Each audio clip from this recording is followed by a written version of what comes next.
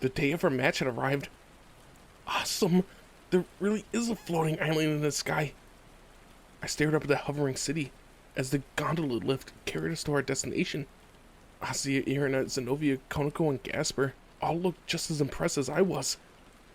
It was a metropolis situated on the floating island, a city of Agares. Apparently, the power that kept the landmass airborne had been developed during the era of the old Demon Kings. The only person alive today who understood how it worked was Ajuka Beelzebub. As such, the members of his familia were responsible for maintaining it. A flying island was a pretty rare sight, huh? Water fell over the edges in mighty cascades. And not just one or two either. There were so many waterfalls, it was like a real-life fantasy. I was completely entranced. I should have expected no less from the underworld, the home of demons. It was almost too incredible. The landmass was situated over the Agares territory, and its city had been constructed as a base to manage the surrounding airspace.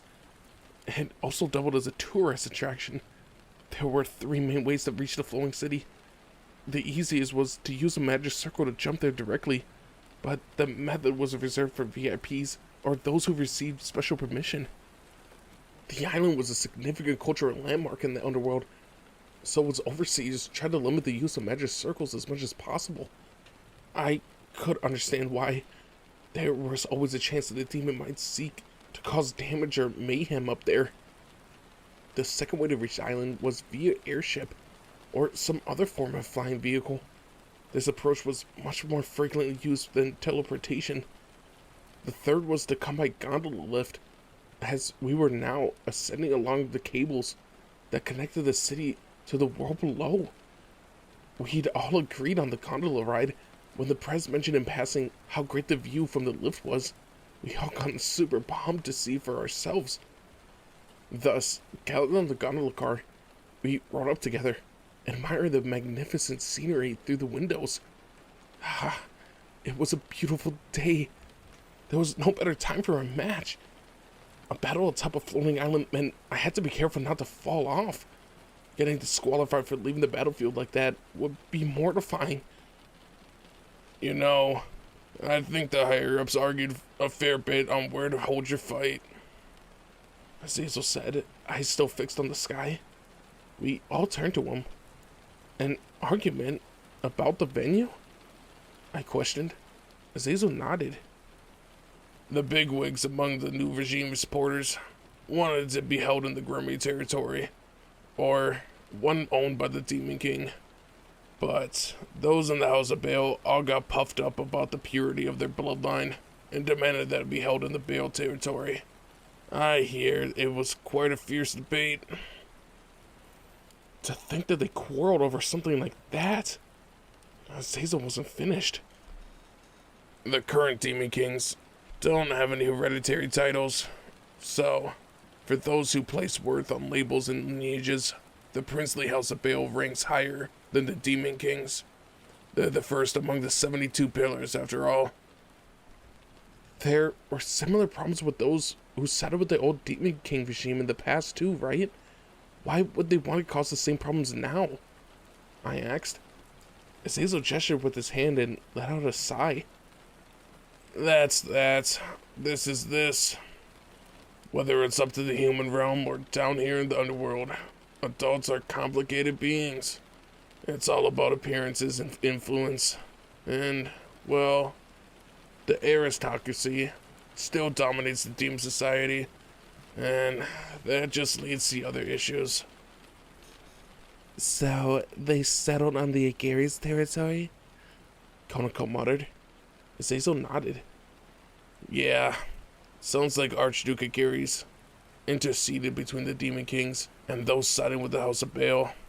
He's basically intermediary, an agent of the Demon Kings. The times have changed, but the House of Agares has always been caught in the crossfire whenever there's strife. So, they're settled on the Agares territory? Konako muttered. Azazel nodded. Yeah, sounds like Archduke Agares interceded between the Demon Kings and those siding with the House of Baal. He's basically an intermediary, an agent of the Demon Kings. The times may have changed, but the House of Aguirres has always been caught in the crossfire whenever there's strife. The current heir's glasses-adorned face flashed in my memory. She was around the same age as us, seemingly destined for big things in the future, just like we were. I could already imagine her telling us off whenever we got in trouble. So, our match will effectively be a proxy battle between forces of the Demon Kings and those of the princely House of Baal? Kiba questioned with a frown. Azazel stroked his chin in thought. Well, there are a lot of folks who see it that way. The Breast Dragon and Switch Princess versus Sire Org, the most powerful demon youth. But that's just really a cover, an excuse to entertain the masses. Behind the scenes, the politicians and their ilk are just waiting to see what happens. Politics? Were there deeper imaginations beneath a reading game? What a pain. We're here fighting for our own ambitions, and they're advancing their agenda from the sidelines? I remarked. Azazel gave me a wry grin. You guys only need to worry about yourselves. Even if you lose, it won't harm Sursak's position. Although, those chumps in the House of Baal might get a bit of a windfall, and Sire Org's people will probably benefit. There are politicians backing Sire Org? I asked. Having come this far, on the back of nothing more than his own strength, I doubt he will allow himself to be swayed by politicians now. That said, he has forged connections to build a support base on his path to the top. So basically, if you wanted to make grand dreams a reality, you needed to make deals with connected people. Come to think of it, I was acquainted with Sir Zex and Leviathan myself. From an outsider's perspective, those relationships could seem like political alliances. After all, they were both demon kings. There was one thing about this I couldn't accept. So, those high-class demons want to take advantage of Sire Org, even after making him suffer because he didn't inherit his family's unique powers? I muttered. From what I heard, it was the current head of the House of Baal who abandoned Sire Org in the first place, so the family's other allies had to have been complicit. And now they were all flocking to Sire Org. Perhaps that was further proof of his strength. Azazel breathed a sigh. It's complicated, but that pretty much sums it up. Think of it this way. He's gone through a lot, and now he's finally making up for it. Achievements beget recognition, depending on the scale of accomplishments, of course. Anyway, don't worry about Sire Org's dealings. Just do your best. You won't stand a chance if you don't give it everything you got. I knew that. We couldn't afford to go easy on him. This was a match. We were here to win, to pursue our own dreams. But will the supporters of the princely House of Baal really acknowledge Sire Org's goals? Keeper inquired. He wants to create an underworld where demons aren't bound by status or titles, so they can achieve what they desire through effort alone, right? Would they really accept Sire Org despite all that? Do you honestly think the single highest ranked princely house would go that far? Azazel replied. They back him publicly, but behind the scenes, they still despise him. To them, Sire Org is no more than a political tool to help get back at the Demon Kings, and Sire Org himself is surely aware. He's a genuine, patient guy. That sounded awful.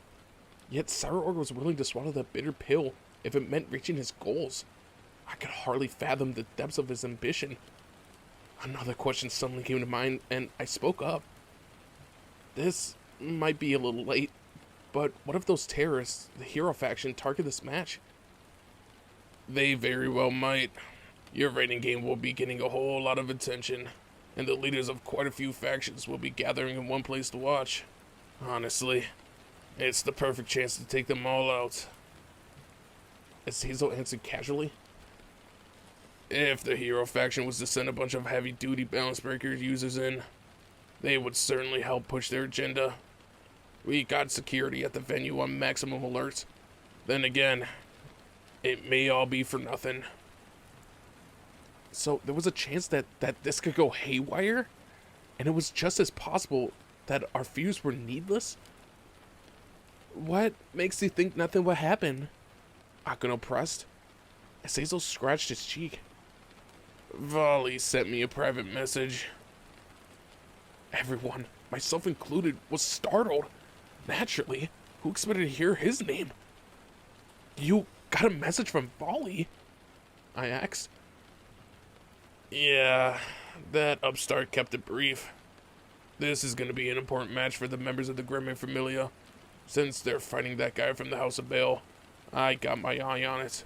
I won't let anyone get in Issei Hyodo's way. That was basically it. Sounds like you got yourself in a mire, Issei. Cut it out. You're making my skin crawl. That creep. He actually said that? The nerve looking down on me, watching over me, hoping I'll get stronger. Admittedly, I did feel somewhat relieved by the news, which probably only served as proof deep down I acknowledge Volley's abilities like he did mine. Damn it. I hate admitting that. Azazel paid my frustrations no heed and simply went on. From the sound of it, Volley's keeping a close eye on Cao Cao and his ilk. I doubt they'll be willing to attack us during the match, if that means fighting Team Volley too. You've seen the legendary monsters the White Dragon Emperor has gathered around him. Engaging them would mean suffering heavy casualties. I'm guessing the hero faction won't make a move, unless there's something else to be gained by doing so. That was one way of looking at it. In other words, Volley offered us his protection, huh? It was a difficult idea to wrap my head around, but at least I could rest assured that we could focus solely on the fight. As Hazel stared out the window. It's also possible Cao Cao never even attended a Targus here. He could be hoping to take advantage of this distraction to strike elsewhere, which is why everyone else is on guard. True peace was still a long way off. People were saying that our fight against the hero faction can end up being a long one. Undoubtedly, there were hurdles before us on the path of our dreams. While I ruminated on such thoughts, the gondola lift finally arrived on the floating city.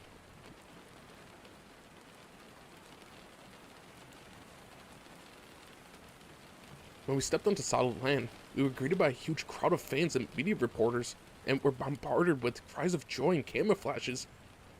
Escorted by an entourage of security guards and rating game staff, we stepped into a limousine waiting for us nearby. You're finally here. Reva was waiting in the car. She arrived ahead of us, and had been busying herself with necessary preparations. She was really dedicated to helping us out. The crowd was huge. Once more, I had to grapple with our startling popularity. When I glanced out the window, I spotted what looked like a car full of paparazzi chasing after us. You guys are gonna need personal managers, especially Rias and Issei. Whether you win or lose this time around, it will only add to your fame. Things might calm down a bit with time, but I expect it to be like this whenever you come to the underworld. Hey, I've got it. Ravel, why don't you become Issei's manager? He's a bit of a perv, but you'd learn a lot hanging around him. Azazel said with a lecherous grin. With no warning, Akuno hit him over the head with a paper fan. What was that for, Akuno? He cried back with tears in his eyes. She replied with a forced smile. This is a delicate time, so please refrain from saying anything provocative for the moment. Isn't that right, President? Akuno gave the Prez a wink. Rias' only answer was a silent pout, although her cheeks turned red. Ravel must have detected a strained atmosphere because she refrained from saying anything else herself. The Prez seemed a little better today. She was still awkward when it came to speaking with me, but she wasn't so upset to lash out, or worse, ignore me altogether. After the recent incident, it seemed that the girls, led by Akuno, had done their best to comfort her. No doubt that was why she was almost back to her usual self. The others must have told her about me, but what exactly had they said to help? Well, I knew better than the press. The match would be getting underway soon, and now that the press was back on our feet, we could face it with all of our strength. A manager, huh? I never so much as considered it before, but I probably would need one. Still, Ravel, when it came to our family as a whole, Garfield looked after our scheduling and the like, but it would be another thing entirely when it came to me as an individual. I couldn't ask anyone else in the familia to take on that responsibility, and Ravel was the only other demon whom I really knew well. I thought on it while the limousine moved through the city towards a huge dome where our fight would be held.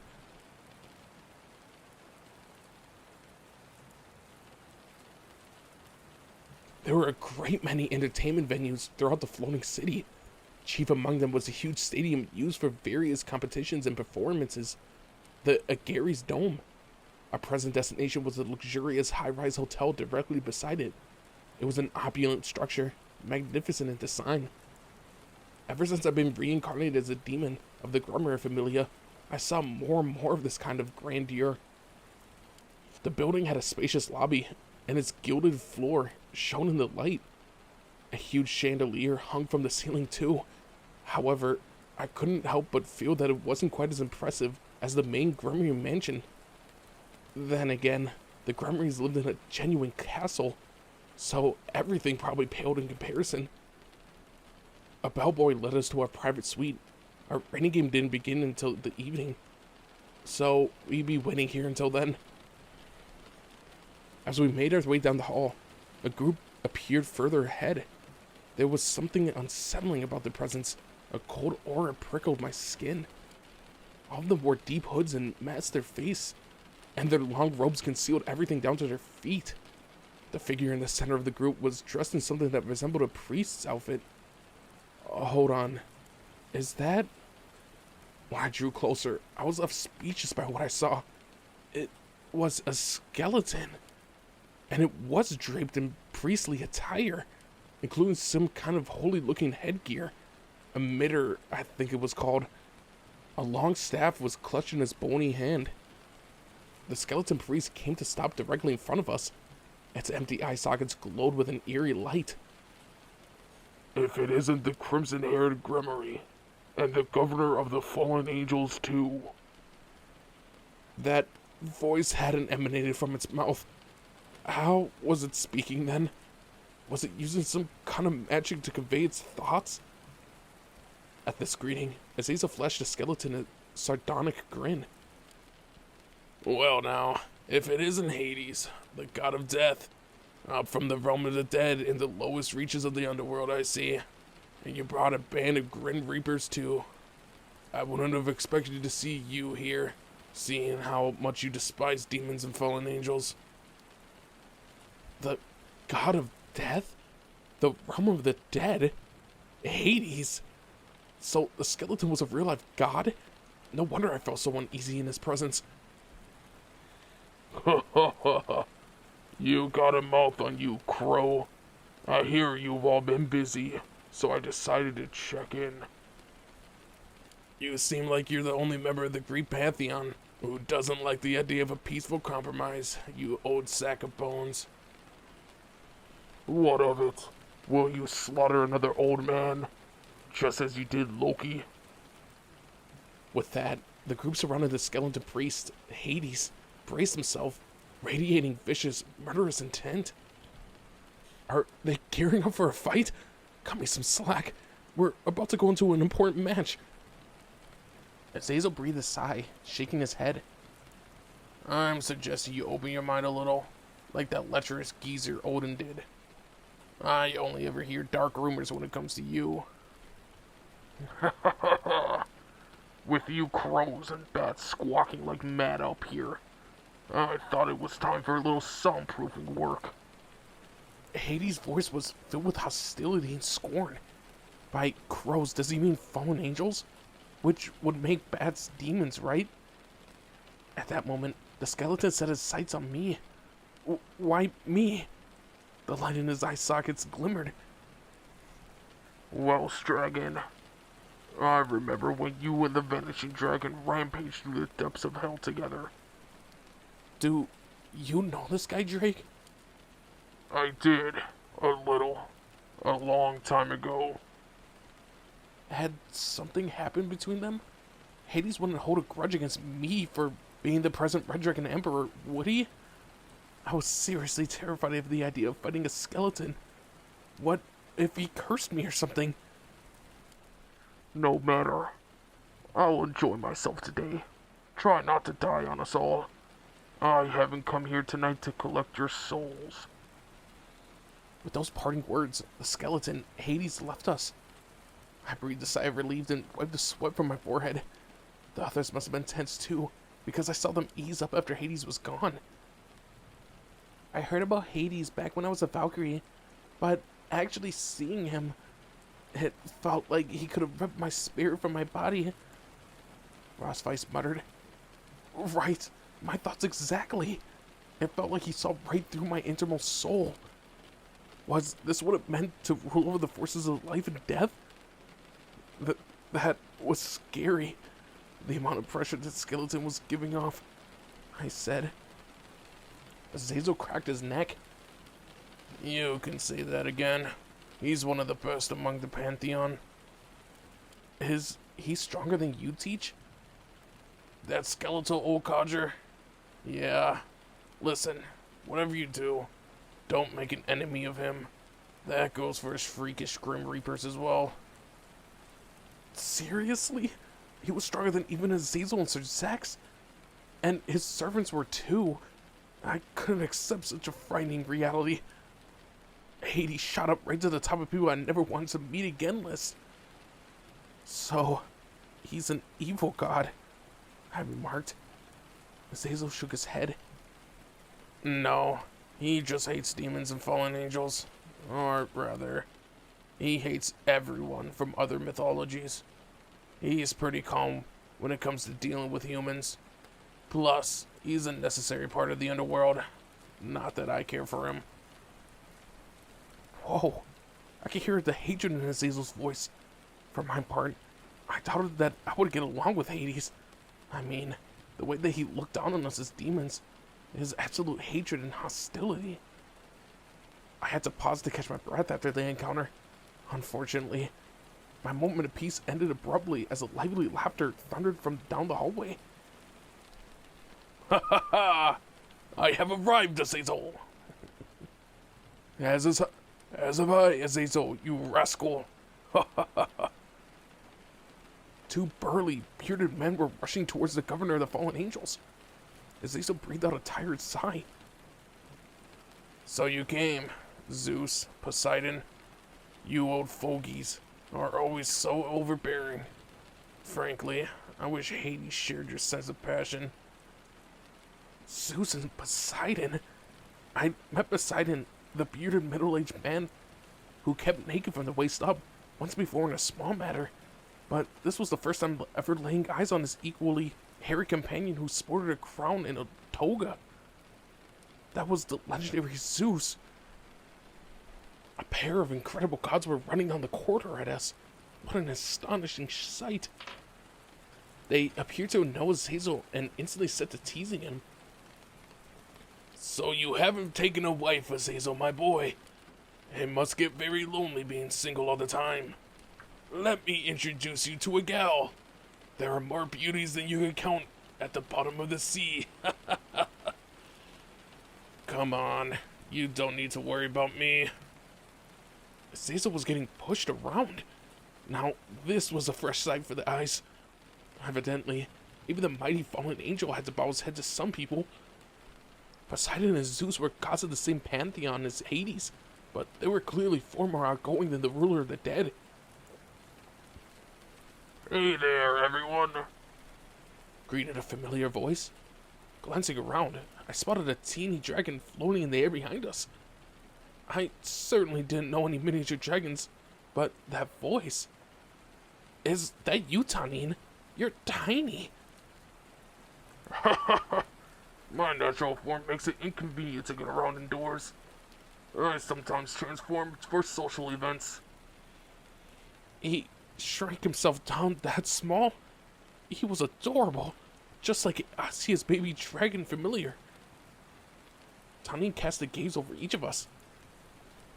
Your opponent today is said to be the strongest demon youth, but if you ask me, you aren't at all inferior. Take the fight to them with everything you have. Of course, we'll win for sure. My voice was brimming with energy. Friendly faces at times like this sure did wonders for my confidence.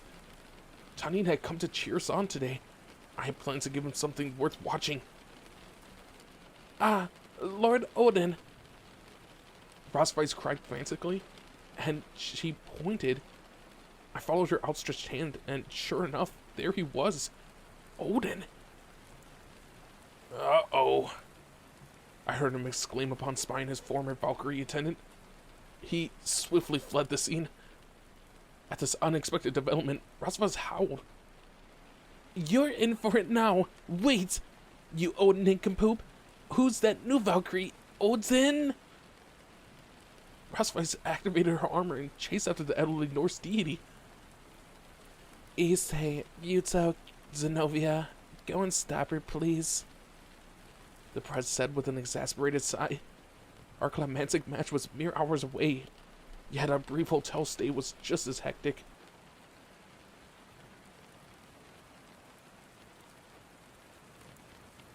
We were led to a private waiting room.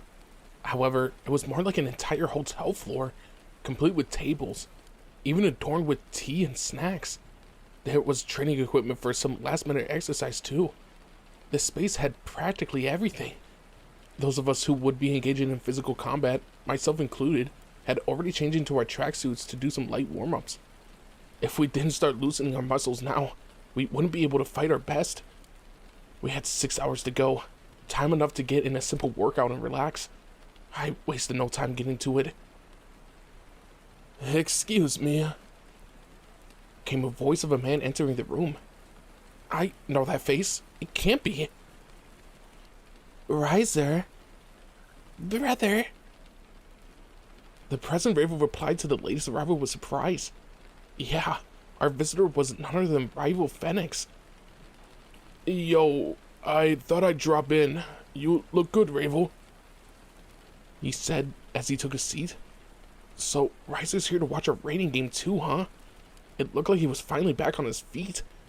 For a while, the shock of losing to me had prompted him to withdraw from society. Had he come to check in on us? I couldn't help but wonder. Evidently, the others were pondering the same question. Akuno poured Riser a cup of tea. I wanted to talk to you all about your match, he began after taking a drink. This game is attracting just as much of attention as a professional one. In fact, it's basically being conducted as though it were a professional one. There will be a full audience, and you're going to fight with everyone scrutinizing your every move. That can make it seem like a show and not a real fight. I know it's a little unsettling, but it's a big stage. The more power you show, the better reception you'll get. This is a critical moment for you, Riaz. You got that? Riser's tone was serious. Here I thought he had come to poke fun at us, but I was completely mistaken. He wanted to give us some words of advice as a professional rating game contestant. The press frowned. I'm not the strategist Sona is, and I don't have Cyber Org's raw strength. I know I'm blessed to have everyone in this familia, but that's why I'm so annoyed at myself. I don't have what it takes to be the best leader for them, she confessed. Was that what was bothering her? The press was my master, but also a teenage girl. She had been putting on a brave front, but no doubt our upcoming match had filled her with anxiety. You can get better at strategy and improve your strength with a little something I hate. Effort, Riser replied. But you know what, Riaz? Your habit of finding and recruiting the right talents, that's something else. The way I see it, you got that to thank for building such a good familia. Issei is the Red Dragon Emperor. I'm sure his powers played a big part in attracting everyone. And And it was your destiny to meet the Red Dragon Emperor. Something about you brought the two of you together in the first place. That's why you found him. After that, his dragon qualities might have helped call on to the others, but you're the only one who set everything in motion. Riza said categorically. Hold your head up high, Riaz. These guys are your treasures. Riser, what a generous thing to say. I was impressed. Maybe he wasn't such an evil-hearted pretty boy after all. Perhaps he felt embarrassed to say all that because he scratched his cheek before continuing. I'm a veteran, so believe me when I say this. You're already a professional level yourselves. Heck, you got what it takes to climb to the top. If we were to have ourselves a rematch, you would beat the living daylights out of me, as would Bale and his familia. They're strong too. Seriously, what's with your generation? Having said all he cared to, Riser stood up from his chair and started for the entrance. I'll be rooting for you, Riaz. Make sure you win. The press broke out into a brilliant smile at those encouraging words. Yes, of course, she said with a forceful nod. It looked like another weight had been lifted off his shoulders. Evidently, kings had a lot to worry about. It was their responsibility to carry the fates of their servants, to lead them in battle. Was that what it meant to be a high-class demon? Red Dragon Emperor, Riser called out to me, raising his fist into the air. Your fists. I'll never forget the blow that you dealt me. Use that punch to aim for the top. Let's have a rematch sometime. And don't keep me waiting. Face me in the ring, and I'll show you what it takes to be a pro in a pro's world. Yeah, of course. I'll fight you again in an official game, and I'll win. That thought filled me with raw excitement. Obviously, I wanted a second chance at beating him properly. Isaac glanced at his younger sister. And take care of Ravo for me. She's just as spoiled and headstrong as Riaz, but she's an earnest type. If you make her cry, I'll burn you. Got it? That's none of your business, Ravo cried, her face bright red. Maybe I lost my edge. Rizo chuckled in self-derision. Then he left. He'd come all this way to cheer us on, to offer words of encouragement. Thanks to him, I was ready to face Sire Orc with all my heart and soul. I thought words of thanks to Riser, yet no sooner had I done so than the door opened again, and he returned. Right, I almost forgot. Red Dragon Emperor, Sir Sex asked me to give you a message. He wants to see you in the VIP room. He says he has something to show you. What could Sir Sex want? I tilted my head to one side in bewilderment and set off alone for the VIP room.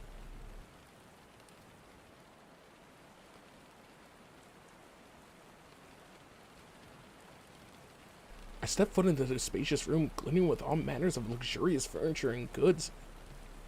Sorry to bother you before your match, you say? Sir Sex greeted cheerfully. It's no problem. What did you want to show me? Well, it's something of a passionate fan of yours sent. Do take a look. Sir Sex retrieved what looked like a video disc and inserted it into the playback device connected to the TV. A disc? Is it a video or something? I asked. Sir Sex nodded as he switched on the display. Indeed, a video letter. The image of a young boy holding an action figure of me in my balance breaker form appeared on the screen. It was a home video. The boy bravely spoke into the camera. Hello, Breast Dragon. I love you, Breast Dragon. I know your song by heart. I can't go to the stadium for your match, but I'll cheer you on from home. Please win. It's a kind of fan letter. The video cut to a new scene of two young siblings running around the house. Breast Dragon, win! Squishy, squishy, squish! Breasts! The next scene was of another kid with his parents. He had figures of the Switch Princess and me. I'm cheering for you, Breast Dragon and the Switch Princess. I can't go to watch, but I really, really want you to win. The video was filled with children offering me their support. Clip after clip played in succession, each one showing children sending messages of encouragement. I was overcome with emotion. To think that they cared about me that much. The match today is going to be broadcast all throughout the underworld. There will be a lot of children watching from home.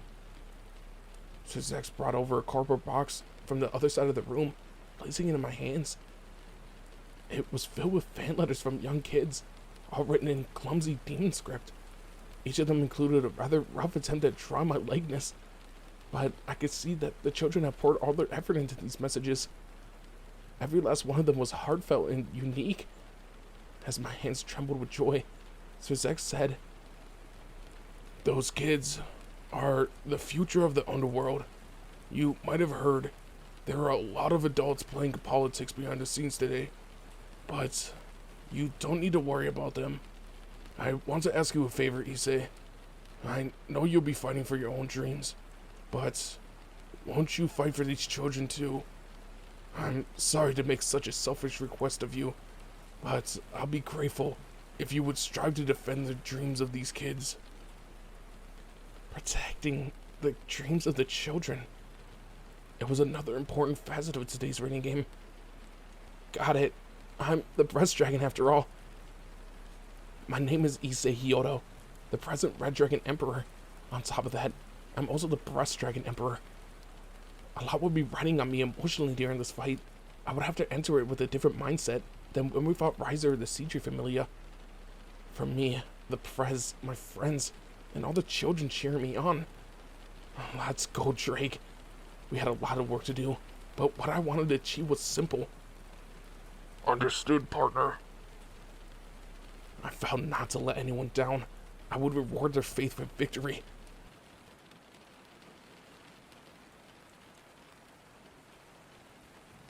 With the match due to begin momentarily, we found ourselves waiting in the long corridor leading up to the entrance gate inside the Igary's Dome. Light from inside the stadium flooded the hallway while cheers echoed in the distance. Our battle attire was our usual Kuo Academy uniforms, although they were a little different this time. They had been specially treated for the battle to be heat and cold resistant, bulletproof, and heightened magical defenses. Truthfully, it wasn't a huge increase in protection, but at the very least, these uniforms beat our usual clothes. Zenobia, for her part, was dressed in her usual battle outfit, which had also been improved. Frostvice was garbed in her Valkyrie armor. It seemed to help her relax. Azia was wearing her nun outfit, which had become a regular rating game uniform. It, too, had received the same improvements. As we counted down the final minutes before stepping into the ring, the press spoke up.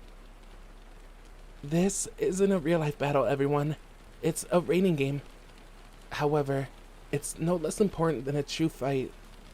People will be watching your every move, but don't let that weigh you down. The battle of the century is about to begin. Entering now from the east gate, we have Cyril Bale's team.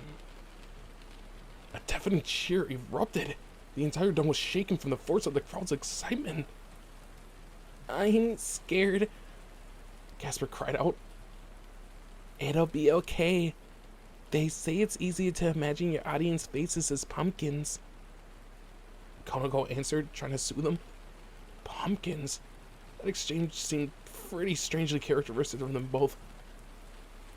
Zenobia, is it true Irina's gonna be the chief cheerleader on our side? Yep, that's right, Azia.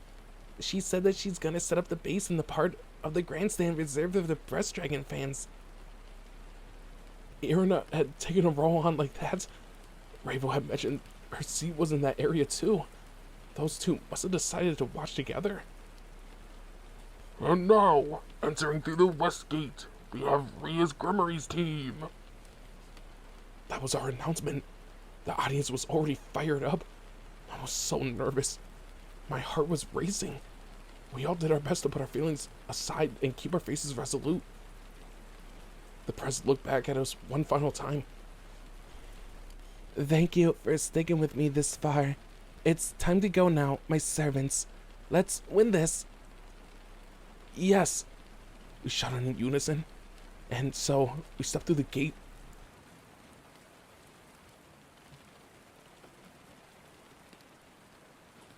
With applause raining down in every direction, we stared up at the two floating islands, hovering above the vast oval-shaped arena. Between you and me, they looked more like massive boulders, suspended in midair than anything else. The Bale Familia was already assembled atop one of those islands. Now, Team Grimory, please approach your designated starting position, the announcer requested. Our base was on that. Sure enough, there was a long spiral staircase leading to the top. We followed the path until it reached the peak. I spied at the Bale Familia in the distance. Surely, we weren't expected to make use of this whole field and fight in midair. Maybe we were expected to roam freely across the arena, while the team that destroyed the other group's base first would win? Inside our base was a chair for each of us, plus a mysterious pedestal. The only other object of note was what looked like a teleportation-type magic circle on a higher level. It appeared that the other team's base was equipped the same way. Down below, I could make out something like an athletics track. We weren't supposed to go down there for a race, were we? Just what sort of game was this? While still puzzling, another announcement blared. A flamboyant dressed man wearing an earpiece suddenly appeared on a huge display looming over the field. Greetings, one and all. Tonight's play-by-play is brought to you by me, Nod Gamagan, formerly of the House of Gamagan among the 72 Pillars. The audience erupted in applause. Was this a live commentary? Awesome. It was really no different from a professional rating game. And the arbitrator for tonight's match will be Rudiger Rosenkreutz. A magic circle opened up in the sky, from which a handsome man in some kind of uniform appeared. His long silver hair waved gently, and the women in the audience erupted in excited shrieks. Rudiger Rosenkreutz, a reincarnated demon and former human, now ultimate class. He's ranked 7th overall, Konako whispered. So, he used to be human? And despite that, now he's an ultimate class demon and one of the highest ranked? A single digit one at that. As a former human who dreamed of climbing to the top, I was struck with admiration. Hold on. What does it say about our fight if someone that important is gonna manage the match? So, it isn't Grafia this time? I asked quietly. She'd overseen all of her previous bouts.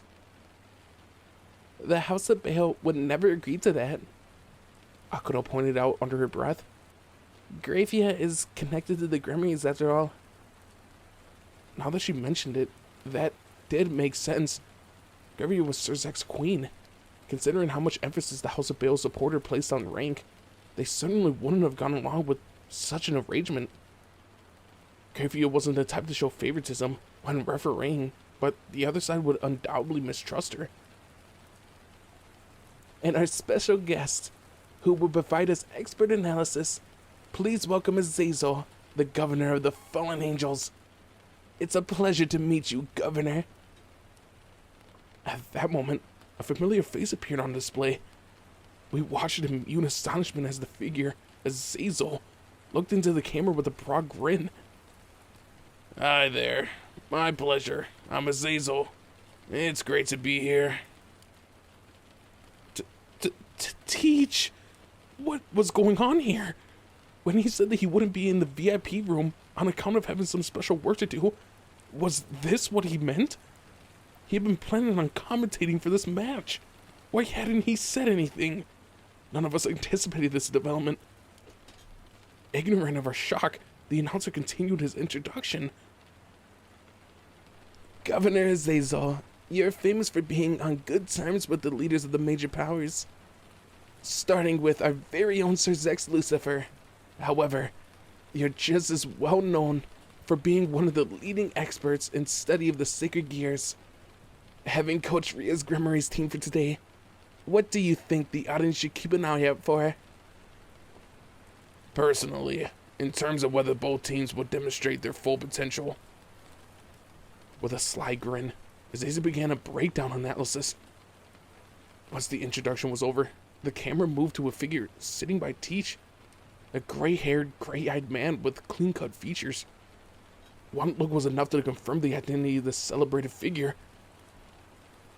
And our last guest, the reigning game's very own #1, our reigning champion, Emperor of Combat, DxD Belial. That earned the loudest cheer of the crowd yet. It was even more deafening than when Azazel had appeared. Even the floating island where we stood trembled from the incredible volume. The man, the Emperor of the raiding game, spoke in a clear voice. Greetings, everyone. DxD Belial here. Today, I'll be offering you my thoughts on the match between the House of Gremory and Baal. I burned his visage into my retinas. The supreme champion of the raiding game, the Emperor, the #1. I wasn't sure why, but a shiver coursed through my flesh. I wasn't scared. It was more of a tremor of excitement, I guess.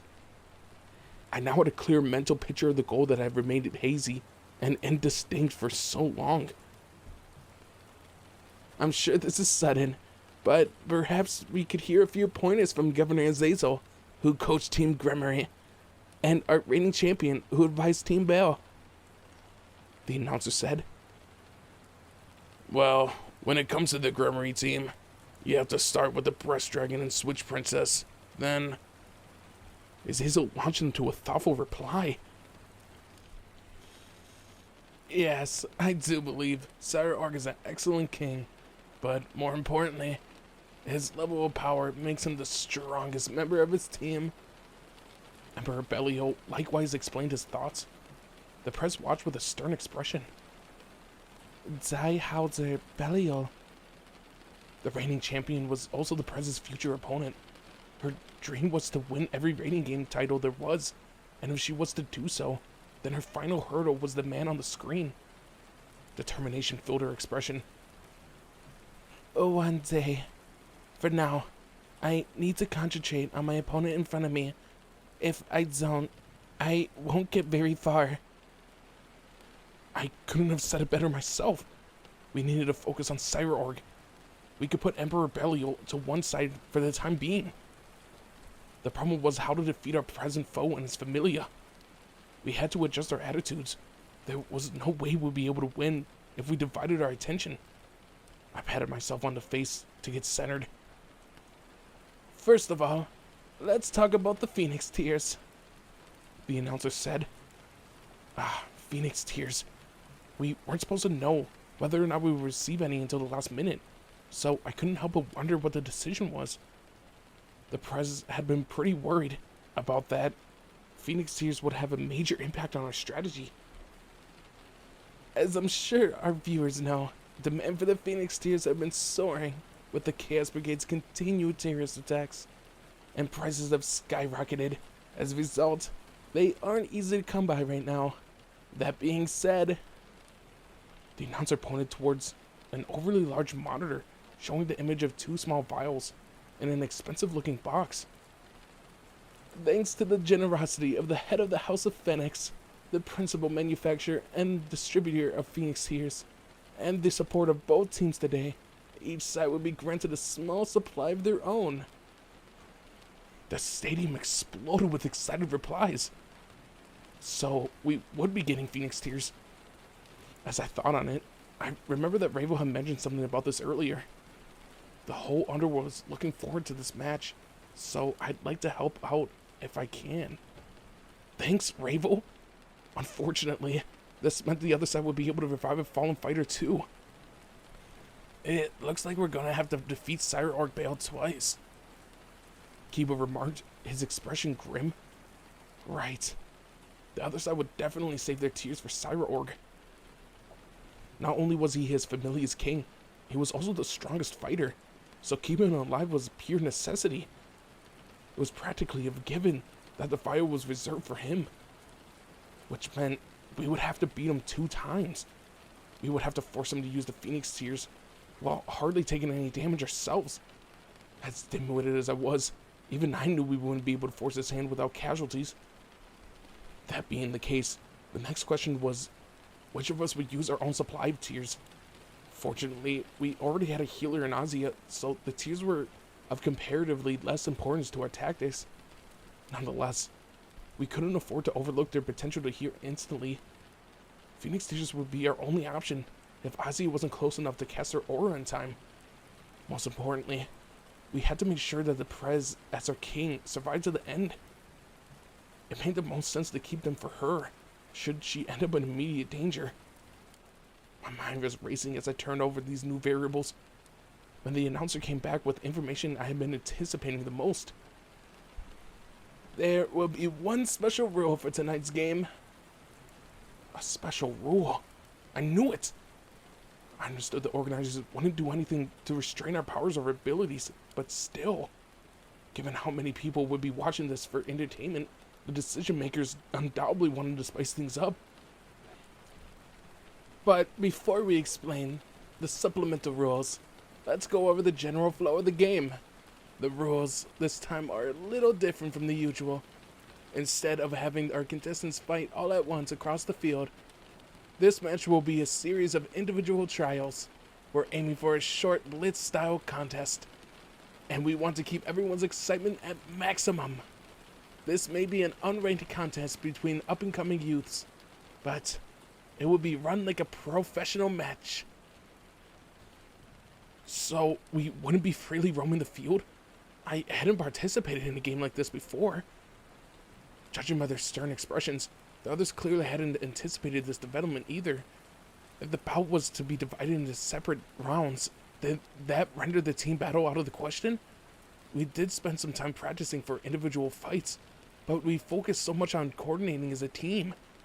Was all that experience about to go to waste? Now, for the special rules. Will our two kings please proceed to the pedestal installed in the respective bases? Pedestals. Ah, right. I've been wondering what those were used for. The present Sire Org from way across the battlefield moved in front of their respective pedestals as instructed. Some kind of mechanical contraption began to emerge from the stands. The scene was projected on a giant screen overhead. Rising from each podium was a die. Today was full of surprises. In front of each team's king is a throwing die. These items are key to our special rules. Yes, today's match will be structured around one of the most popular events featured in the rating game, dice figures. Dice figures?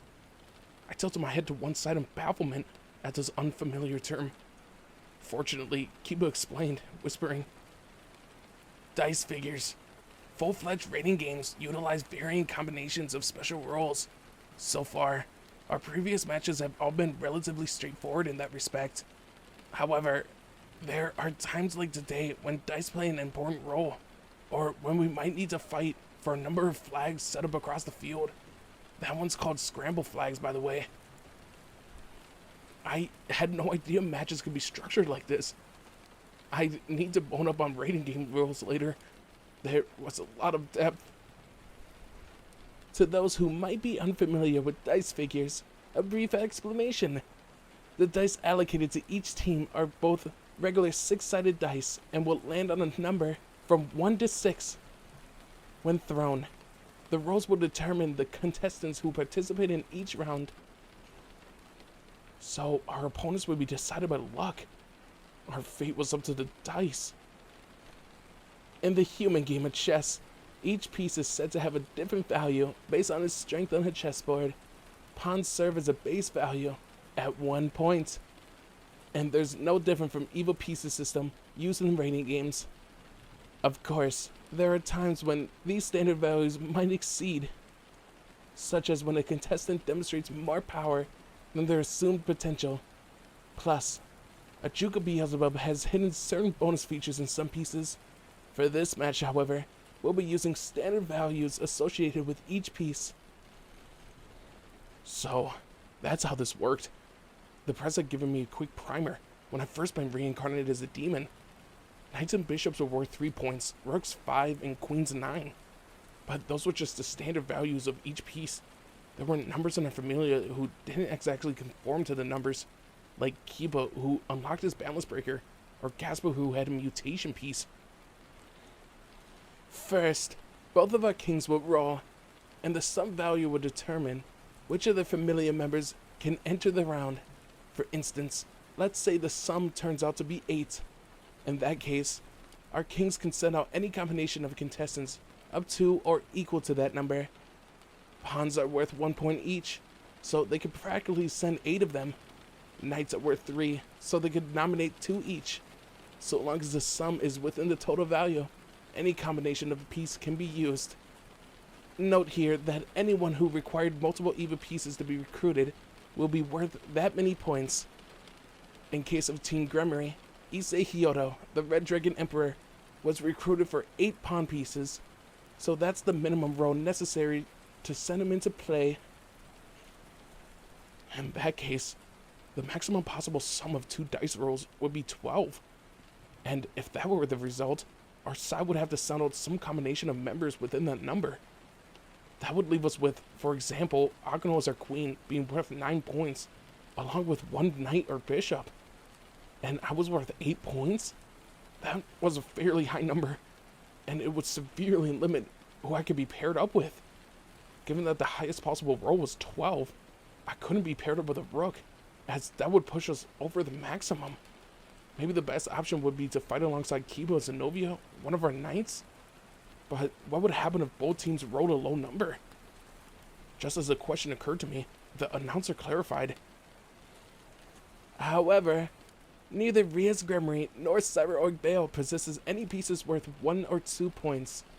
Both sides will be able to nominate contestants if the sum of the roll is 3 or more. In other words, if both sides roll a 1, we'll simply have to get them to roll again.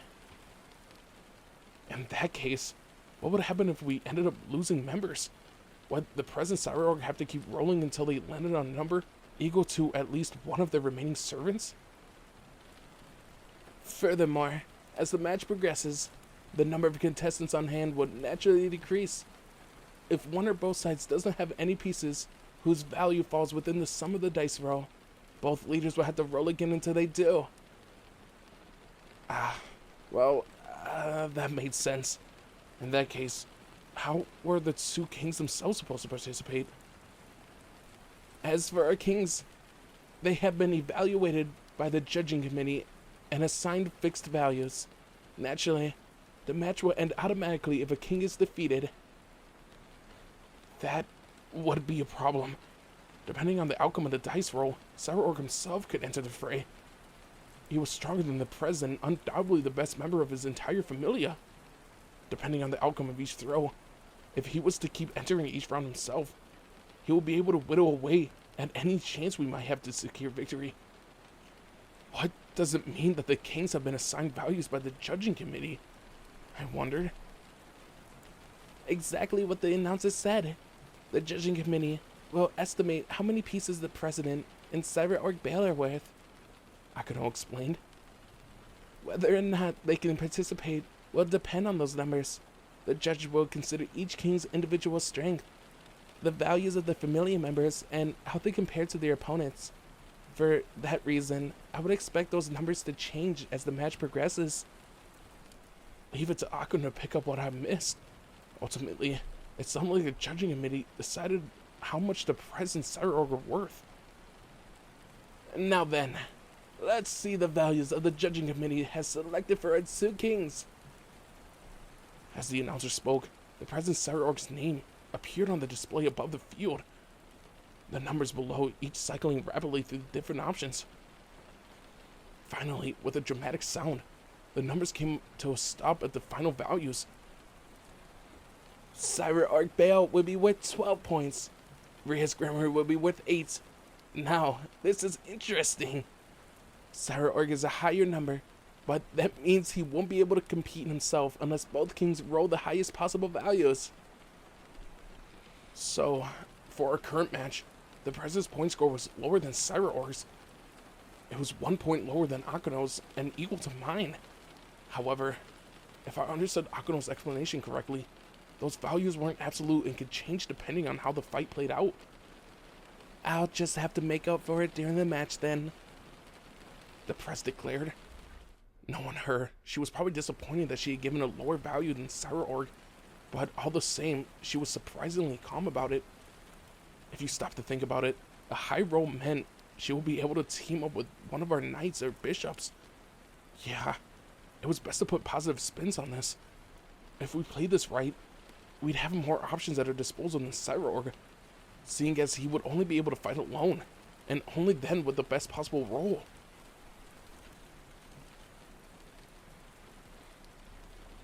Does that mean that Cyreorg will enter as soon as both teams roll a 12? I asked. Kiba's expression was conflicted. Not necessarily, especially not in the opening rounds. Why not? Even if he wins, his evaluation could drop slightly depending on what happens. One-person teams don't tend to get highly rated. After all, it's through using your team members to the fullest that will get you the best score in a rating game. Not only that, but the media would go crazy if he tried to fight alone so early on, which could put his future as a king in jeopardy. Plus, this being broadcasted live, a brash move in front of a large audience would surely damage his reputation. Winning is important, but appearances are no less vital here. Anyway, seeing as we're playing dice figures, and he'll need a 12 just to see the field, he won't be able to enter the fray that easily. If all that had been taken into account, then real rank matches would by no means be straightforward. You couldn't afford to ignore how your actions impacted your public image, or else you risk damaging your future prospects. Life in the professional world sounded terrifying. And we have one further rule. The same contestants can't be entered in 2 consecutive rounds. That goes for kings as well. Got it. So none of us will be fighting twice without a breather in between. Cyreorg wouldn't be fighting nonstop either. Even if the total of the first dice roll is 12, I don't think Cyreorg would nominate himself, the press said. Knowing him, he'll want to have his familia members compete as a team first. No doubt they all been training hard for this. However, he will want to join in at some point. It will all depend on the result of dice throws. But he'll definitely fight us himself. He's a battle maniac after all. The press could read him that well? I bet everyone was trying to anticipate the enemy's actions after hearing the additional rules. The press turned to Azia. With these rules, setting you out by yourself or in a team would be a bad idea, Azia. The other side will aim to take you out first, seeing as you're our healer. It will be better for us to keep you here so you can tend to those of us who come back. Not having to rely solely on Phoenix Tears is a huge advantage. I'm sorry, Azia. I can't send you into the match. Please heal those who manage to return. It's an incredible vital role for us right now. Azia showed no sign of displeasure at these instructions and flashed the press a smile. Of course, Riaz. I'll be here to treat everyone's injuries. Please, just come back safely. Of course, we responded in unison. It sounded like the press's rating could take a hit if Azia was to compete directly. The other side will undoubtedly have guessed that Azia won't take part personally, Kiba observed. The press nodded. Yes, which means we have 8 possible combatants in total. 8? That didn't sound half bad. And now that we knew Azia had her backs, I felt more confident about going all out. Not that I intended to do anything reckless. Not even Azia or the Phoenix Tears could replenish my extended stamina and energy. Now then, it's time for the start of the faithful rating game. Both teams, are you ready? The announcer called. The next moment, the Arbiter raised his hand in the air. The rating game between Cyreorg Bales and Riaz Grimory's Familia will now commence. Begin! Cheers thundered throughout the stadium, and the battle began at last.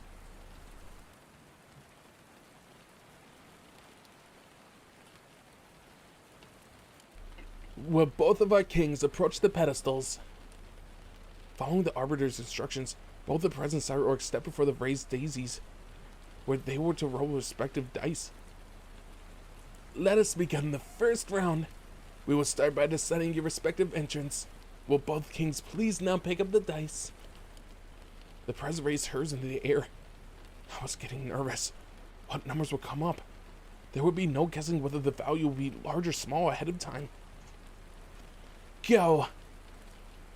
On the Arbiter's instruction, both kings threw the dice. The dice rolled across the tops of the pedestals before finally coming to a stop. The outcome was projected on the display above. Ria's Grimry has rolled a 2. Sarah Orc Bale, on the other hand, has rolled a 1. That gives us a total of 3. As such, both sides will now have to nominate entrants equal to that value. As both teams' pawns are worth more than that, they would have to choose to send out 1 knight or 1 bishop. Who will they choose? The announcer's voice was ringing with enthusiasm. Oh, hold on, 3? So we had landed the smallest playable outcome right from the get-go? Was this even possible? Both teams have 5 minutes to prepare. Please select your contestant for the round during this time. Note also that the pawns can use promotion once reaching the field. That promotion will be deactivated after each round, so please use a new one each time. 5 minutes. Already, the countdown was underway. Immediately, a mysterious barrier surrounded both teams' home bases. It's a soundproof field. It's to prevent anyone from overhearing us while we strategize, Kiba explained. The broadcasters will also cover our faces with a special mark to stop anyone from reading our lips. I glanced up at the overhead display. Whoa, our faces had been overlaid with a symbol resembling a magic circle used by our familia. So, that's to prevent anyone from knowing what we were saying.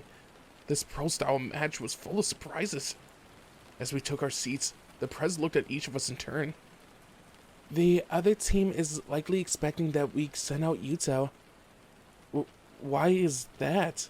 I asked. It was Kiba himself who answered, holding up 4 fingers.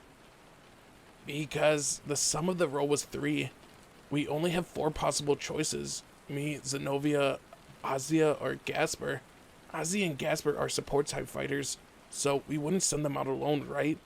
They work best in the rear guard, supporting someone else fighting up close. So you're saying our only real options are you and Zenobia? And the reason they would assume it would be you. The Prez took over from there. Zenobia is a power type knight, and since her opponents would have to either be a knight or a bishop, she would be highly susceptible to counter type technique. Zenobia nodded. Yeah, I would have a hard time winning without taking a few hits. Not that I plan to let a technique type fighter to get the better at me, she said confidently. Even if she's about to win, there's a good chance she could end up revealing the extra ronda, the Prez noted. A single ability can expose these upgrades. We need to keep that up our sleeve until later in the match. I expect the later rounds, when we roll higher, to be particularly fierce. It would be a waste to reveal extra ronda now, so we should keep Zenobia in reserve until then. That's why it has to be Yuto. We need someone capable of fighting in range of conditions whose abilities are already well known. That's Yuto, not Zenobia. The Prez was right. Even if our opponent already knew about Kiba's holy demon swords, he was capable of shifting to fit the situation. Zenobia's the Rondel cannon, as I had taken to calling it, required time to charge. And because it was particularly fast, an opponent could stop it in its tracks or outright evade it. There was no doubt about it, Kiba was the better choice. If Zenobia went out, she would probably exhaust herself and get beat up for her trouble. Issei, are you thinking I'm completely clueless? Zenobia demanded, her tone accusatory. I curled my lip in a forced smile and shook my head. To be honest, I did think she could be a little reckless at times. She was definitely more daring than I was, that was for sure. She rushed in without warning during fights against Loki and the hero faction. I have to go. Even if they already know about my abilities, I am going, Kiba stated, taking a step forward as he fixed his collar. Don't Who's in the first round? You hear me? I said lightly. I wasn't expecting him to go down easy. Being Kiba's sparring partner, I knew just how strong he was. Of course I'll win, he replied with this perfect pretty boy smile. The five minutes of preparation time is over, the announcer stated. Would our nominated combatants please make their way to the magic circles? Once you enter, you will be transported to the battlefield in an alternate dimension. The first round will take place there. Several battlefields have been prepared ahead of time, and your destination will be randomly selected from among them. Furthermore, until the combatants have entered the ring, both teams' home bases will be shielded behind invisibility barriers. Those words will only be lifted once all contestants are present on the battlefield. So the magic circle was for sending us to various arenas that have been prepared in alternate dimensions. So these floating islands wouldn't be the main stage?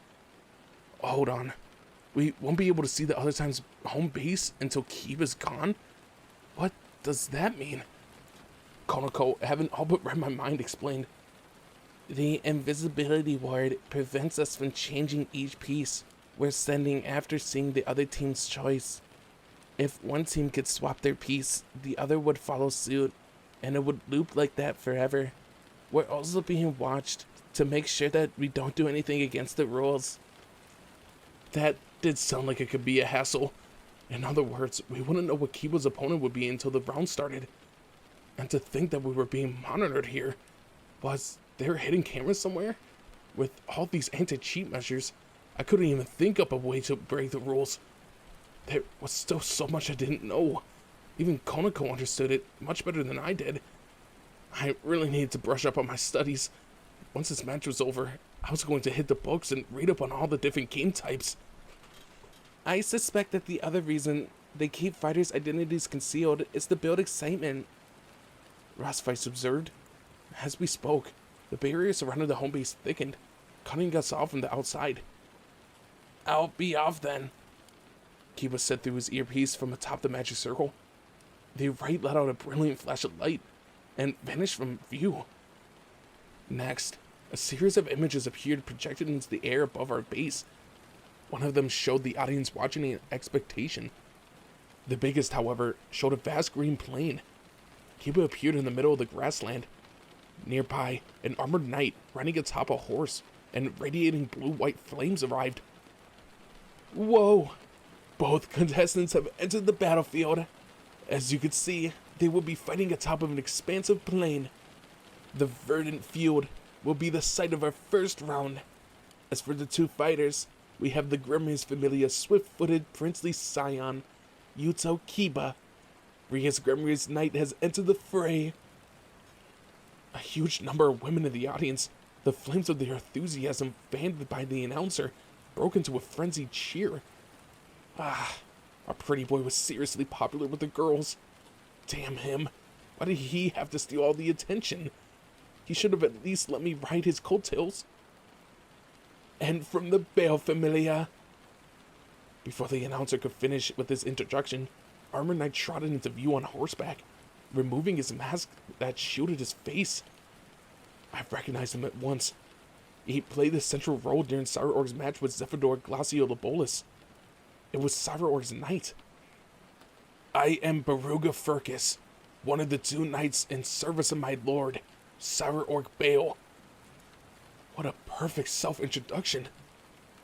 The House of Furcus is well known for their steeds, the press remarked. So horses were their specialty. That explained his mount. Greetings, I'm Ria's Gremlins knight, Yuto Kiba. Kiba called out in turn. Furcus lifted his conical-shaped lance, pointing it up to the heavens. My lord has bestowed upon me great fortune, granting me this opportunity to cross blades with the famous Yuto Kiba and his holy demon swords. I look forward to fighting you too, Kiba replied dauntlessly. Governor Azazel, what can you tell us about the horse enveloped in blue flames? The announcer asked. It's a pale horse, a high-level creature that dwells in the Caucasus, the deepest lair of hell. They're said to have been the mounts of famous demons and grim reapers for generations, and are seen as harbingers of death and destruction. They aren't easy creatures to tame. By nature, they are inherently violent and will attempt to kick anyone who incurs their wrath to death, potentially even their masters. Thanks for the explanation, Teach. Seriously, it sounded like Azazel had found his natural calling in his new commentator position.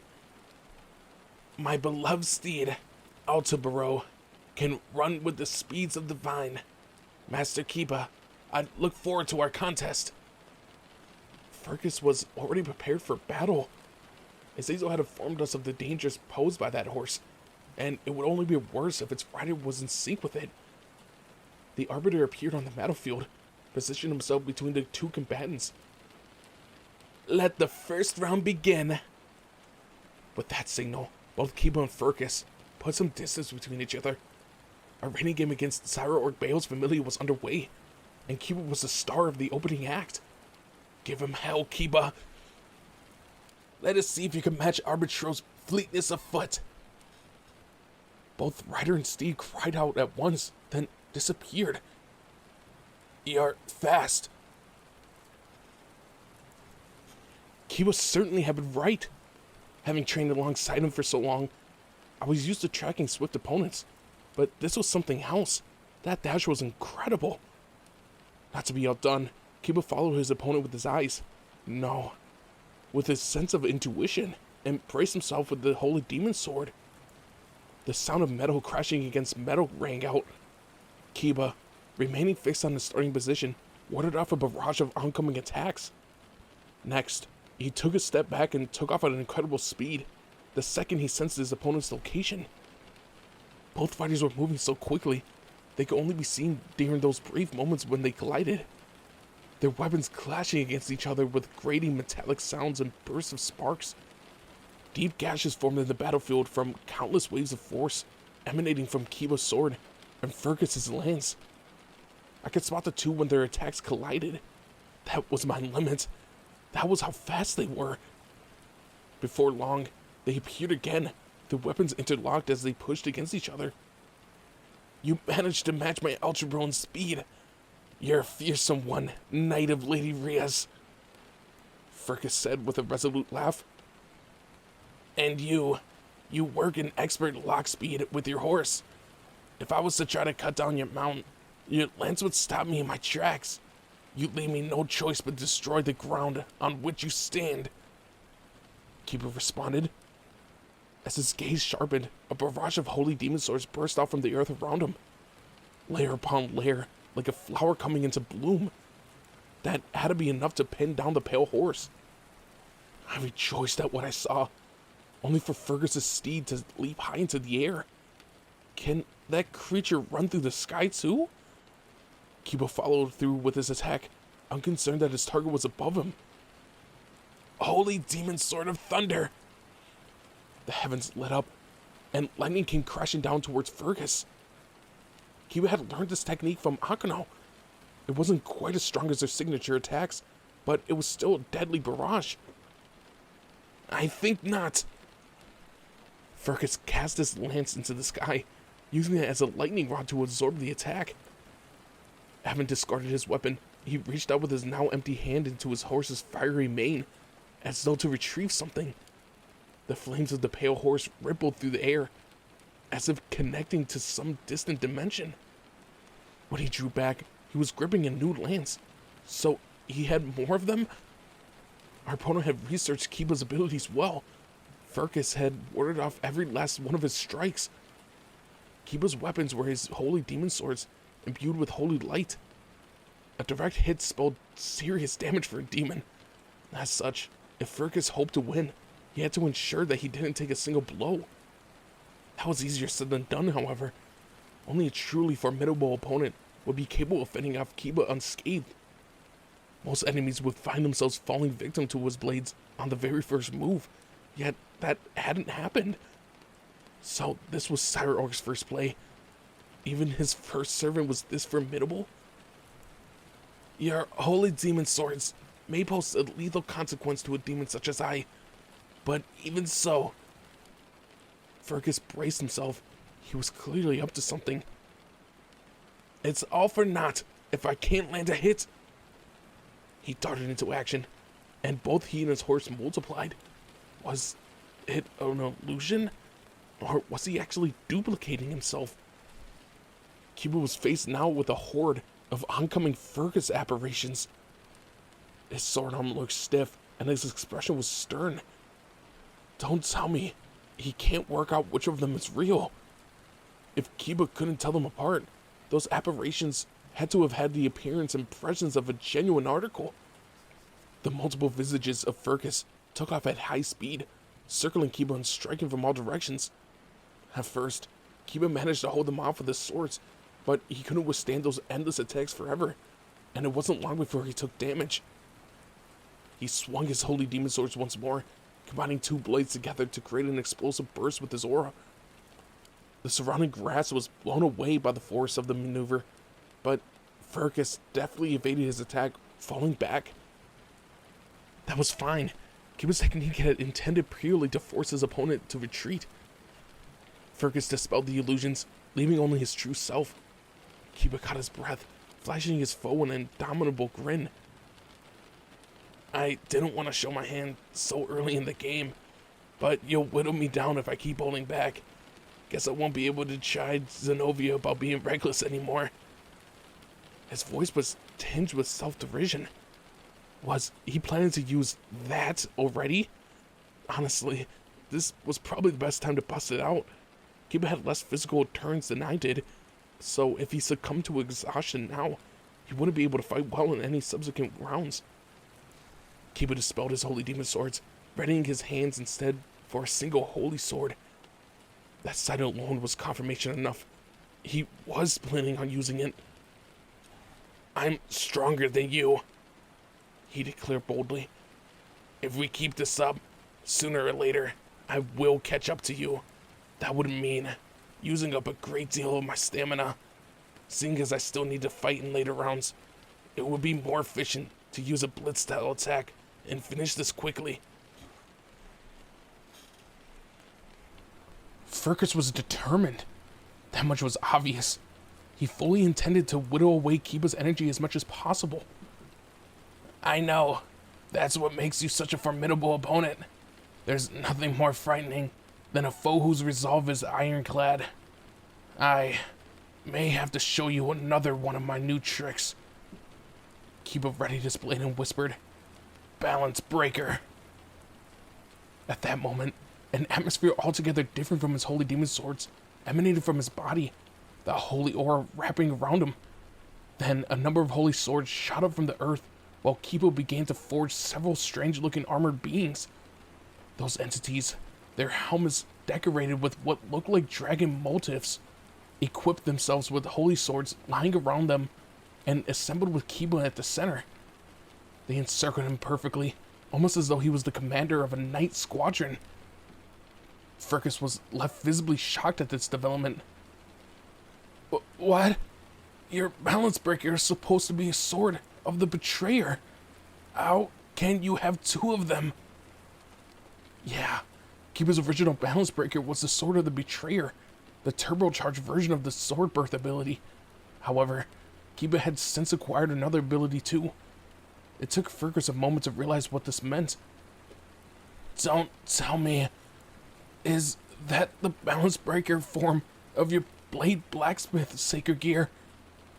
Kiba nodded, replying, The Glory Dragon Trooper, the variant type balance breaker of my blade blacksmith. Fergus had guessed correctly. During the incident with Kokobio, Kiba had taken control of his factor from the fallen friends and comrades. That had given him the power to wield holy swords, and to create them too. As a result, he gained an extraordinary ability to create and wield both demon swords and holy swords, in a form of two separate sacred gears. Later, during our battle in Kyoto, Jean d'Arc had demonstrated a variant type balance breaker at work. Afterward, Kiba had come to a realization. Issei, he said to me, with my irregular powers, maybe I can awaken another ability. What do you think? And so, I helped him activate his second balance breaker. He'd asked me to fight him with everything I had, while he fought back with only regular holy swords. Holy swords were inherently weaker than holy demon swords. Nonetheless, I had lashed out at him again and again, combining various attack forms with my Triana ability, which naturally left him at an overwhelming disadvantage. Finally, after a considerable amount of back and forth, he discovered it. His new technique, the Blade Blacksmith's Balance Breaker. However, while employing it, he could fight only with regular holy swords. Similarly, he couldn't activate his Glory Dragon Troopers while wielding a holy demon sword. The standout feature of this new power was that his Dragon Knights possessed the same speed and technical finesse as Kiba himself. At present, he'd only been able to get them to reproduce his quickness, but it seemed there was still room for improvement. Seriously, I wish I had that level of talent. To think that he'd actually been able to turn theory into reality. Thank goodness he was the Presence Knight. Damn, Kiba could be awesome sometimes. I had to fight with the Red Dragon Emperor, armed with no more than my holy swords to get this far. He's a frightful opponent. I could have died. His attacks truly could have killed me. But it was thanks to that training that I unlocked my second balance breaker. Listen, he told me to do that. What kind of friend would I have been if I turned him down? No, it was precisely because he was my friend that I'd been able to lunge at him with killing intent. Azazel was watching with apparent amusement, his chin rested on his hand. The Blade Blacksmith's usual balance breaker is the Blade Knight Mass, which summons a group of armored knights wielding holy swords. But it looks like Kiba was able to customize it, transforming it into a variant type technique. And now, he's got a squad of Dragon Knights. Looks like Issei has strong influence on you, Kiba. No doubt this will get the ladies fired up. He sounded like he was really enjoying himself. Cut it out. You're giving me the creeps. Was it my influence that helped Kiba develop this new power? One of the prisoners we had taken from the hero faction had indeed said that those who kept close to the Red and White Dragon Emperors tended to awaken variant type abilities in their sacred gears. Still, I couldn't say for sure. While I was pondering on this mystery, Kiba readied himself with his Dragon Knights against Furcus. In his current state, his attacks wouldn't be as powerful as when he used his holy demon swords. Yet, as a leader of a full squadron, he had a great many more potential moves at his disposal. If those knights all attacked as one, then Furcus's illusions. Furcus, take this! Kiba took off at a run with his knights, multiple bodies flying towards the target at high speeds. Nah, I won't be defeated just yet, Furcus cried back, urging his horse to charge in turn, while he summoned apparitions around him again. Kiba's knights and Furcus's phantoms collided. A metal sound rang out. The two fighters looked like they have exchanged a single strike. Both Kiba's knights and Furcus's illusions vanished. A heartbeat later, and Furcus started to glow with white light. A crack ran across his armor, from shoulder to abdomen, smoke hissing from the damage he must have taken from the holy sword. That light meant that he was being retired from the battlefield. Kiba's technique had dispelled the illusions and ended the contest with incredible speed. Splendid, Furcus muttered as the glow enveloped him, and he left the field. At that moment, the Arbiter declared, "One of Cyber Bale's knights has been retired." The audience erupted with thunderous cheers at this announcement. Round 1 was a victory for our side.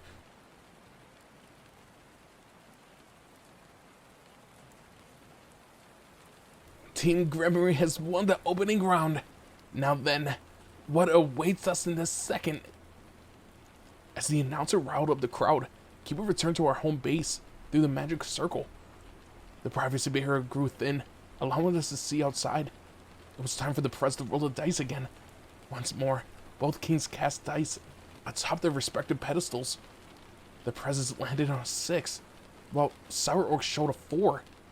10 points, a large number this time around. What do we have here? The sum value this time is 10. Both teams will now be able to nominate up to that number. They'll be able to send out multiple contestants this time if they so choose. The announcer was right. With that total, we could send out a small team. Who would the Prez choose? Since Akuno and I had high values, we would have to fight alone. The Prez could also nominate herself, but I doubted that she would do that. Plus, Kiba had just returned from the first round, so he couldn't be deployed. Let Azia take care of you and catch your breath for a few minutes, Kiba. The ward fell over our home base again, cutting us off from the outside. Over the course of our preparation time, the Prez settled on, we're going to need a firm hand, Rosvice, and someone to offer support. Konako, I'm counting on you both. 2 rooks. That was a rare combination. Rooks were worth 5 points individually, so this combination would make full use of the latest dice roll. Very well. Understood. The 2 of them were both raring to go. Mature magic-wielding Rosvice was effectively a mobile cannon, while our petite Konako was an expert at sage magic. They both stepped into the match's circle. So, who would they be facing? Rosvice and Konako let the array transport them to the next battlefield. On the display overhead, I saw a gloomy temple's interior. Would this round take place indoors? Huge pillars reached up from the ground, while an object resembling an altar was visible in the back of the chamber. The ceiling had collapsed, exposing the sky. The buildings were similar in design to the one in our battle with Theodora. It sure brought back a lot of memories. As for Rosvice's and Konako's opponent, one was a lightly armored blonde-haired man, while the other was a giant who had to stand at least 3 meters tall. I am Lord Cyreorg's knight, Libin Kroko. My oversized companion here is our Lord's Rook, Gandoma Balam. Will be your sparring partners today. The silent giant, the Rook, Gandoma Balam, was massive, his forearms in particular. Even his fingers resembled blunt instruments. His face was more of a monster than a human. Balam's gotta have incredible strength, right? I asked. He does, Kiba answered. Judging by the recording of Cyreorg's previous match alone, Grandoma Balam possesses astounding physical might. A Rook possessed of superhuman power, his evil piece only bolstered that strength. Krokel, formerly one of 72 pillars, a descendant of a dead noble house, Konako muttered. The announcer followed this with his own description.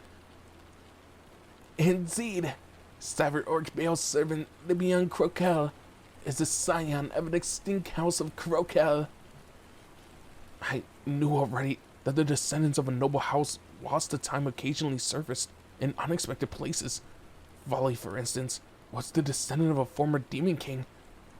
In fact, the present demon authorities were actively searching for any relatives of the various families that had died out over the ages. There were those former noble houses that had sought refuge in the human world, and the high-class demons who now resided there considered protecting such individuals a sacred duty. But to meet a son of a former noble house like this, undoubtedly, he faced great difficulties in life. There had to be a reason why a descendant of the House of Krokel would join Cyreorg's familia. Let the second round begin, the Arbiter declared. Seeing who we're up against, I'll go all out from the start, Konako remarked, shrouding herself in combative aura as her cat ears and tails, that's two, revealed themselves. This was her newest technique, Nekomata level 2. By covering her whole body in her sage magic, she could temporarily unleash tremendous explosive power, boosting her physical abilities. Honestly, it made her raw strength absolutely berserk. Konako sprang into action, her fist flying towards the giant's, Balam's face. The sound of the impact echoed, yet Balam appeared unbothered. He didn't look damaged at all. If I recall correctly, his defenses were in order greater than those of other fighters. Nonetheless, Konako's hit wasn't some regular punch. She must have poured her sage magic into that strike, attacking not only his body, but his internal ki energy too.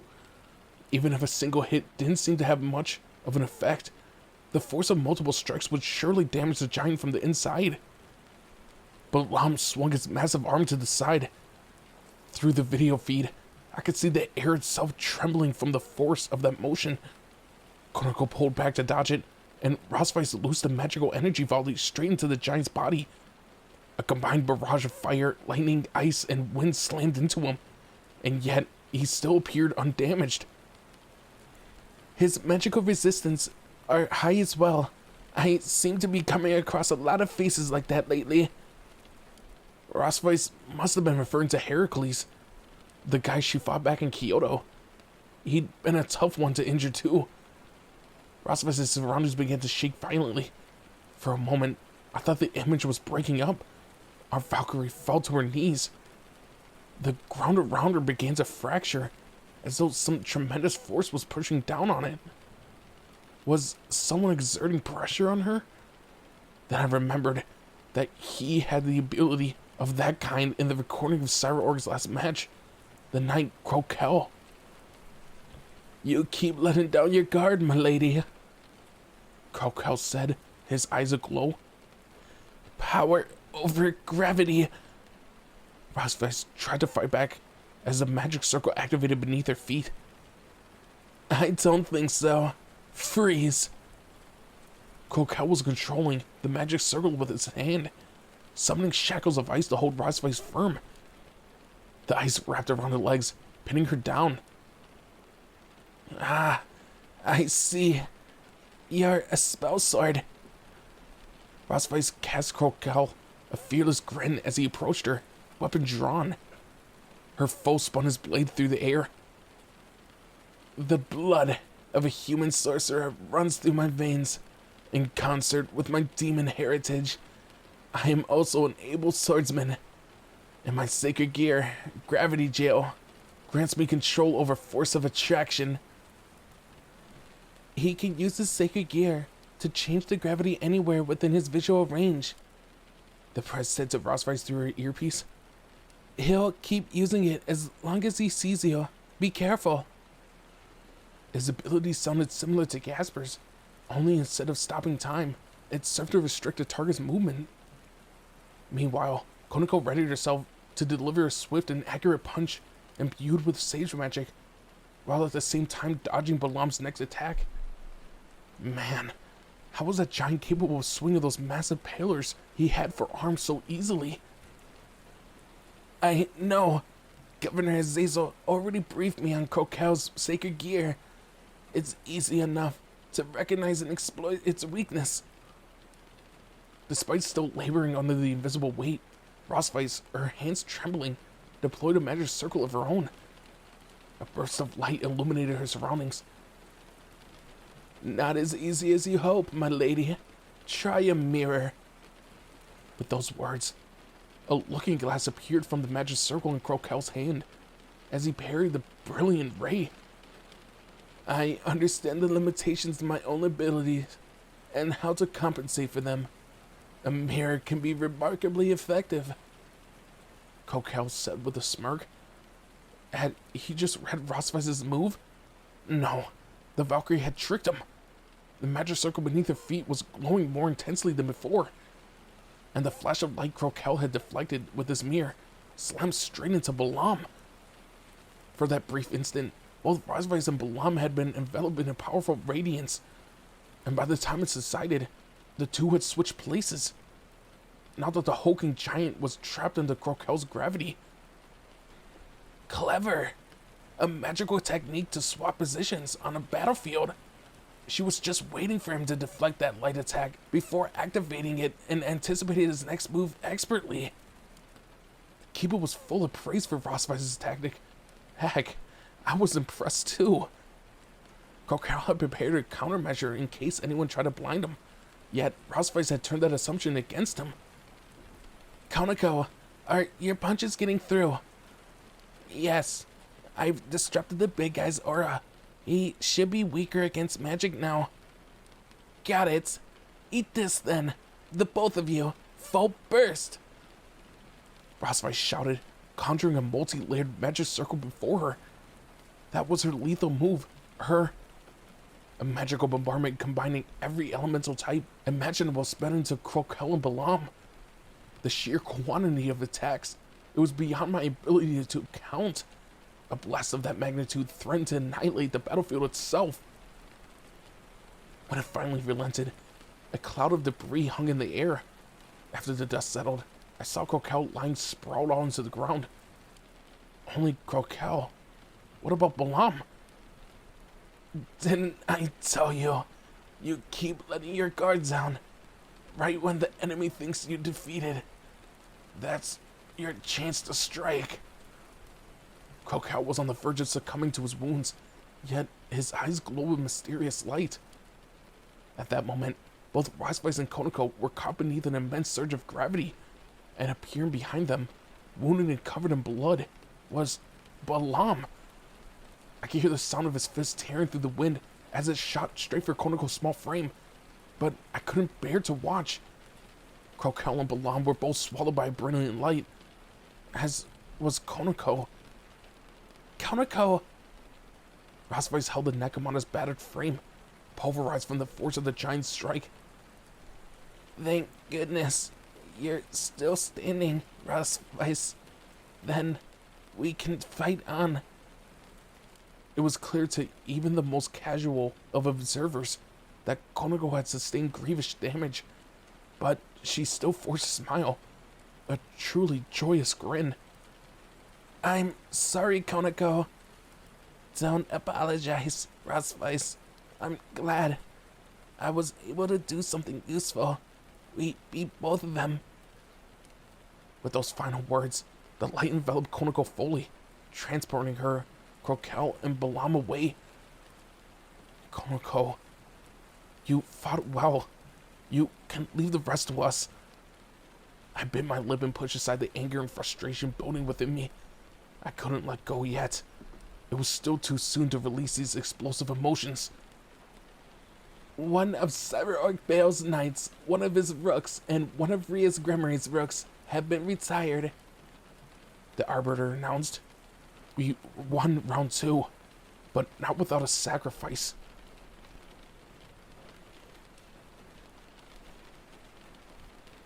We've reached the end of the second round. Team Bale is down 3 members, while Team Gremory has lost 1. Team Gremory has the lead, but it's still too soon to guess the outcome, the announcer said, stoking the audience enthusiasm. You're unusually cool-headed. I thought you'd be angry over Konako's defeat, Kiba remarked. I'm furious, but I have to hold it in to save it. I'm better off unleashing it later, when it could do some good. Kiba let out a small chuckle as he heard this. You can be really frightening sometimes, but I agree. That pretty boy had a pretty scary expression too, but I guess we were both highly protective over our underclassmen.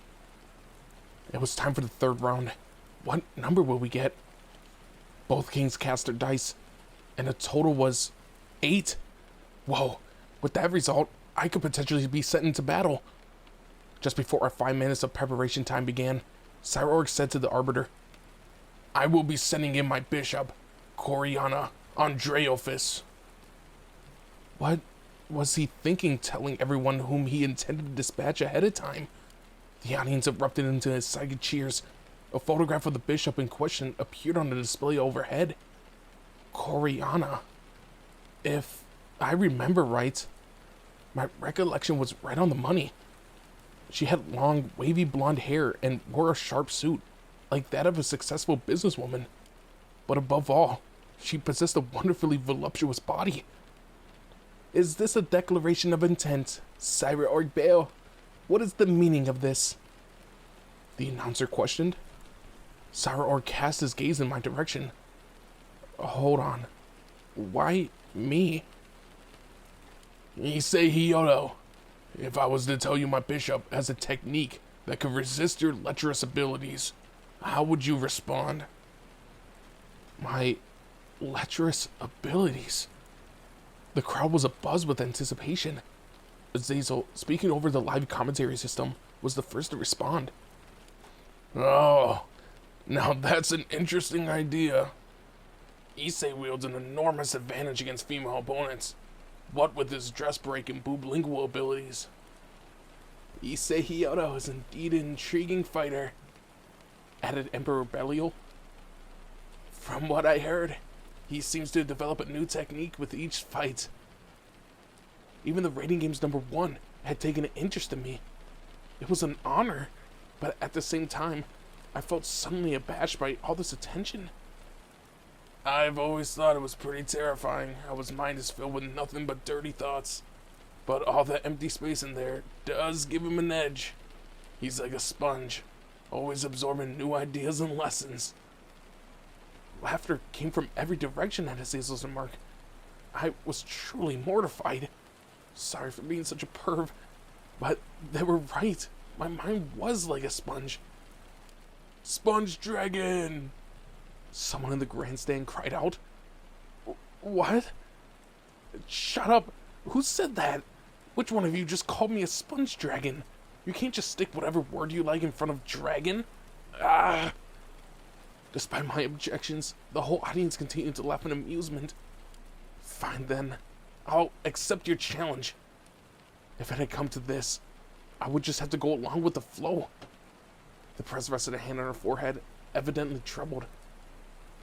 Good grief. You realize this is obviously a trap, right? You have an overwhelming advantage in terms of strength, so the other side is certainly planning something. They've got my attention. A woman who can resist my techniques? And Cyberorg himself issued a challenge.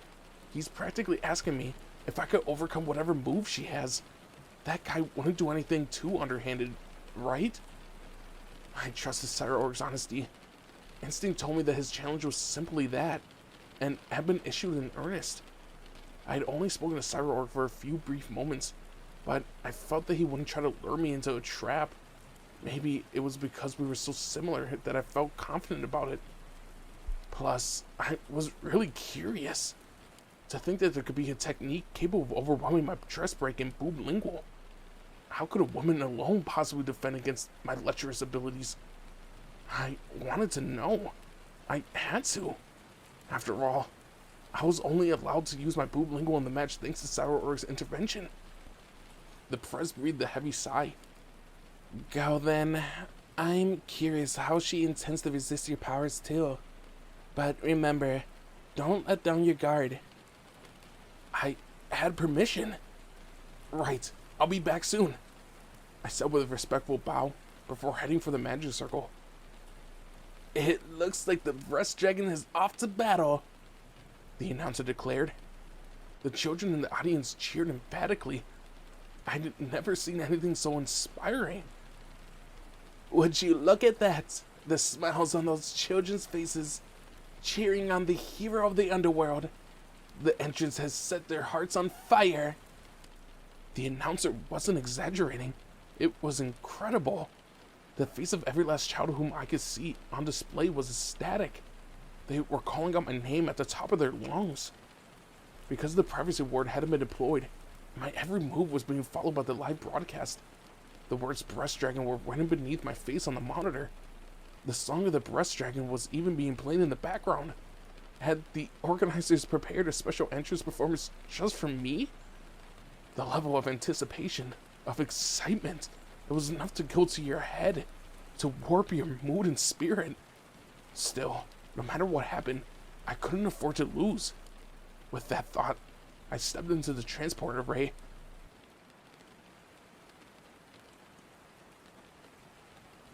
When the light of the magic circle subsided, I found that I was standing in the middle of what looked like an expensive garden overflowed with buds of every color imaginable. There were so many different scents. Such a beautiful sight was to be my battlefield. I glanced ahead at my opponent, the female bishop. If memory served me right, she excelled with all kinds of demonic powers. However, She was supposed to be a support type fighter. What was she playing at? I stood on guard, and the Arbiter appeared. It looked like he also been transported into the battlefield. Let the third round begin. It was time to start. First things first, I activated my gauntlet and promoted to a queen. Strictly speaking, now that I unlocked my Triana ability, I can use promotion even without having to seek prior authorization from the Prez. With the countdown for my balance breaker ticking down, I surged forward. My opponent did the same, unleashing a volley of magical attacks, casting layer upon layer of what looked like ice-based throwing spears. Nothing I couldn't dodge. You're good, kid, the bishop said softly. Whoa. As plain-spoken as she was, I could hear the sensuality in her voice. I dodged the frozen projectiles and likewise evaded other magical attacks that came after them. I was weakest during those movements before I could activate my balance breaker, but that didn't mean I hadn't developed certain countermeasures. Thanks to my daily training, I could keep up this cat and mouse chase for a while if I had to. As I bolted across the flower garden, dodging attack after attack, my countdown reached 0. Alright, now comes the main act. Balance breaker! A red flash of light erupted from my gauntlet, wrapping around my body. It took only a brief moment for my aura to solidify around me into a suit of armor, and my transformation was complete. And there we have it! The breast dragon has arrived! Just listen to the children's cries of excitement here in the stadium! The announcer declared at the display, and the sky overhead cut to the kids in the audience. Breast dragon, you can do it! Could there be any greater encouragement? I was raring to go.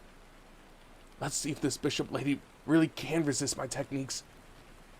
I reached into my mind and let the image that I was visualizing expand as my lingual technique. That mysterious space unfolded around me. First, I would read the intentions of her breasts. Then, I would use my chest break on her. I would feast my eyes on her naked body, and then promptly defeat her. Yeah, that was the only way to go. Here we go. Expand my... Just as I unleashed my demonic energy I had built up in my mind to activate my lingual ability, the bishop lady began to unbutton her clothes in front of me. My eyes were practically glued to the sight of her undressing. Seriously? What? She's stripping naked? Here? Now? She paid my gawking no heed as she removed her suit jacket. At first, I wondered whether she was simply getting rid of her fancy clothes to get serious about this fight. But that was wrong. After taking off her jacket, she moved immediately to her skirt. What was going on here? Voluntarily disrobing during such an important event? How could this even be possible? In the face of this miraculous development, my attack faltered. Whoa, incredible! Without any warning, Coriana Andreafis has begun to undress. I'm sure you can feel the gaze of the male viewers watching in suspense. Governor Zazel, what do you make of this? He was staring lecherously too, and I could understand why. Yeah, this was a joyous occasion, but it was still a battle. I couldn't contain my rising excitement. Yet, that didn't stop me from activating my technique. Boob lingual! The mysterious dimension expanded around me, catching the bishop lady within range. Alright, I activated without a hitch. Hear me now, oh breasts. Hey, chest of that lady over there, I called out. What's your next move? The breast of the bishop lady responded in a voice only I could hear. Next, I'm going to undo the buttons in my blouse, one by one. At this declaration, I focused my attentions on her movements. Her fingers hovered over her blouse, and she slowly popped the buttons free. Wonderful. No, what was this? I'd asked her what she was planning next, and her breast had simply announced the intention to strip naked. I wanted to hear about her attacks. Issei, what are you doing? Her breasts spoke to you, didn't they? Ready your next attack. The Prez instructed through my earpiece. But, Prez, I... I can't. Her chest told me what she's gonna remove next. What? That was what they told you. The prez was just as taken aback as I was. In that case, just use your dragon shot to finish this now, she instructed me. A whimper leaked out from my throat. I can't press. I can't. I can't attack a beautiful woman who's stripping naked. And I can't use my chest break technique either, seeing as she's already taken everything off by herself. That was the honest truth. Watching the bishop remove her clothing piece by piece was nothing short of divine. Tearing it off all in one go would be absolute madness. She was discarding every article by choice. No more wondrous situation existed. This feeling, only my fellow men could possibly understand it. Over the live commentary, as Asa began to explain. So, this is what Sire Org's family had planned. What a terrifying technique. Coriana and Drelofist breasts tell him what she's planning to remove next, while she strips before his very eyes. For a guy, there's no sight more enthralling than a woman slowly taking off her clothes. That's why striptease shows were created, because men, at an instinctual level, find themselves absolutely addictive. It's inconceivable for Issei to use his dress break technique now. This is a perfect gambit, tailor-made for the mind of a pervert. What genius on the part of the Bale Familia. I know, Teach. I recognized what she was doing so clearly that the understanding of it physically hurt. Heck, she was staring my way with half-lit eyes and letting out a seductive sigh. Only another lecher could possibly comprehend my feelings. So this was Sire Org's battle plan. Magnificent. It was enough to bring tears to my eyes. Thank you. Gratitude aside, my greatest weakness had been exploited. This was indeed a means to overcome my dress break and lingual abilities. A genuine blind spot. My pair of deviant techniques could be foiled by one who understood the inner workings of a pervert's mind. I found myself trembling in fear. The raiding game was a profound sport. You're the worst. For a second, I thought I heard Konoko reprimanding me. Was I imagining things? No. She couldn't have muttered those words from the medical facility she was sent to after being eliminated. I could see the bishop lady's beautiful legs, her full bust encased in a bra, her pinched-in waist, her sexy underwear. Wonderful. Perfect. Words failed me. Finally, she was down to only her underwear. Just so our viewers are aware, as there are children watching a striptease, we'll have to start blurring parts out soon. Right. That would be necessary to protect the kids. Now then, what would the bishop lady take off next? Well, she was down to only 2 pieces, so undoubtedly it would be her brassiere, revealing her gorgeous breasts. As I stared fixedly her way, she reached for her panties. At that moment, the raging fire within me suddenly cooled. No, she couldn't. A deep indignation took root within me, consuming me with rage. After all that, she was going for her panties? Her panties before her bra? No, I cried inside. Bra first, then the panties. Boost. Before I knew what I was doing, I unleashed a superpowered dragon shot straight for the bishop lady. What? Impossible. Yeah. My attack must have caught her completely unaware, as she was swallowed whole by the oncoming blast. One of Sire Org Bale's bishops has retired, the Arbiter announced dispassionately. I might have won, yet I found myself staring up at the heavens vacantly. What a hollow victory. I needed everyone to understand I was a bra-first kind of guy. And so, thanks to my minor quirk of erotic propensity, I snatched victory in the 3rd round.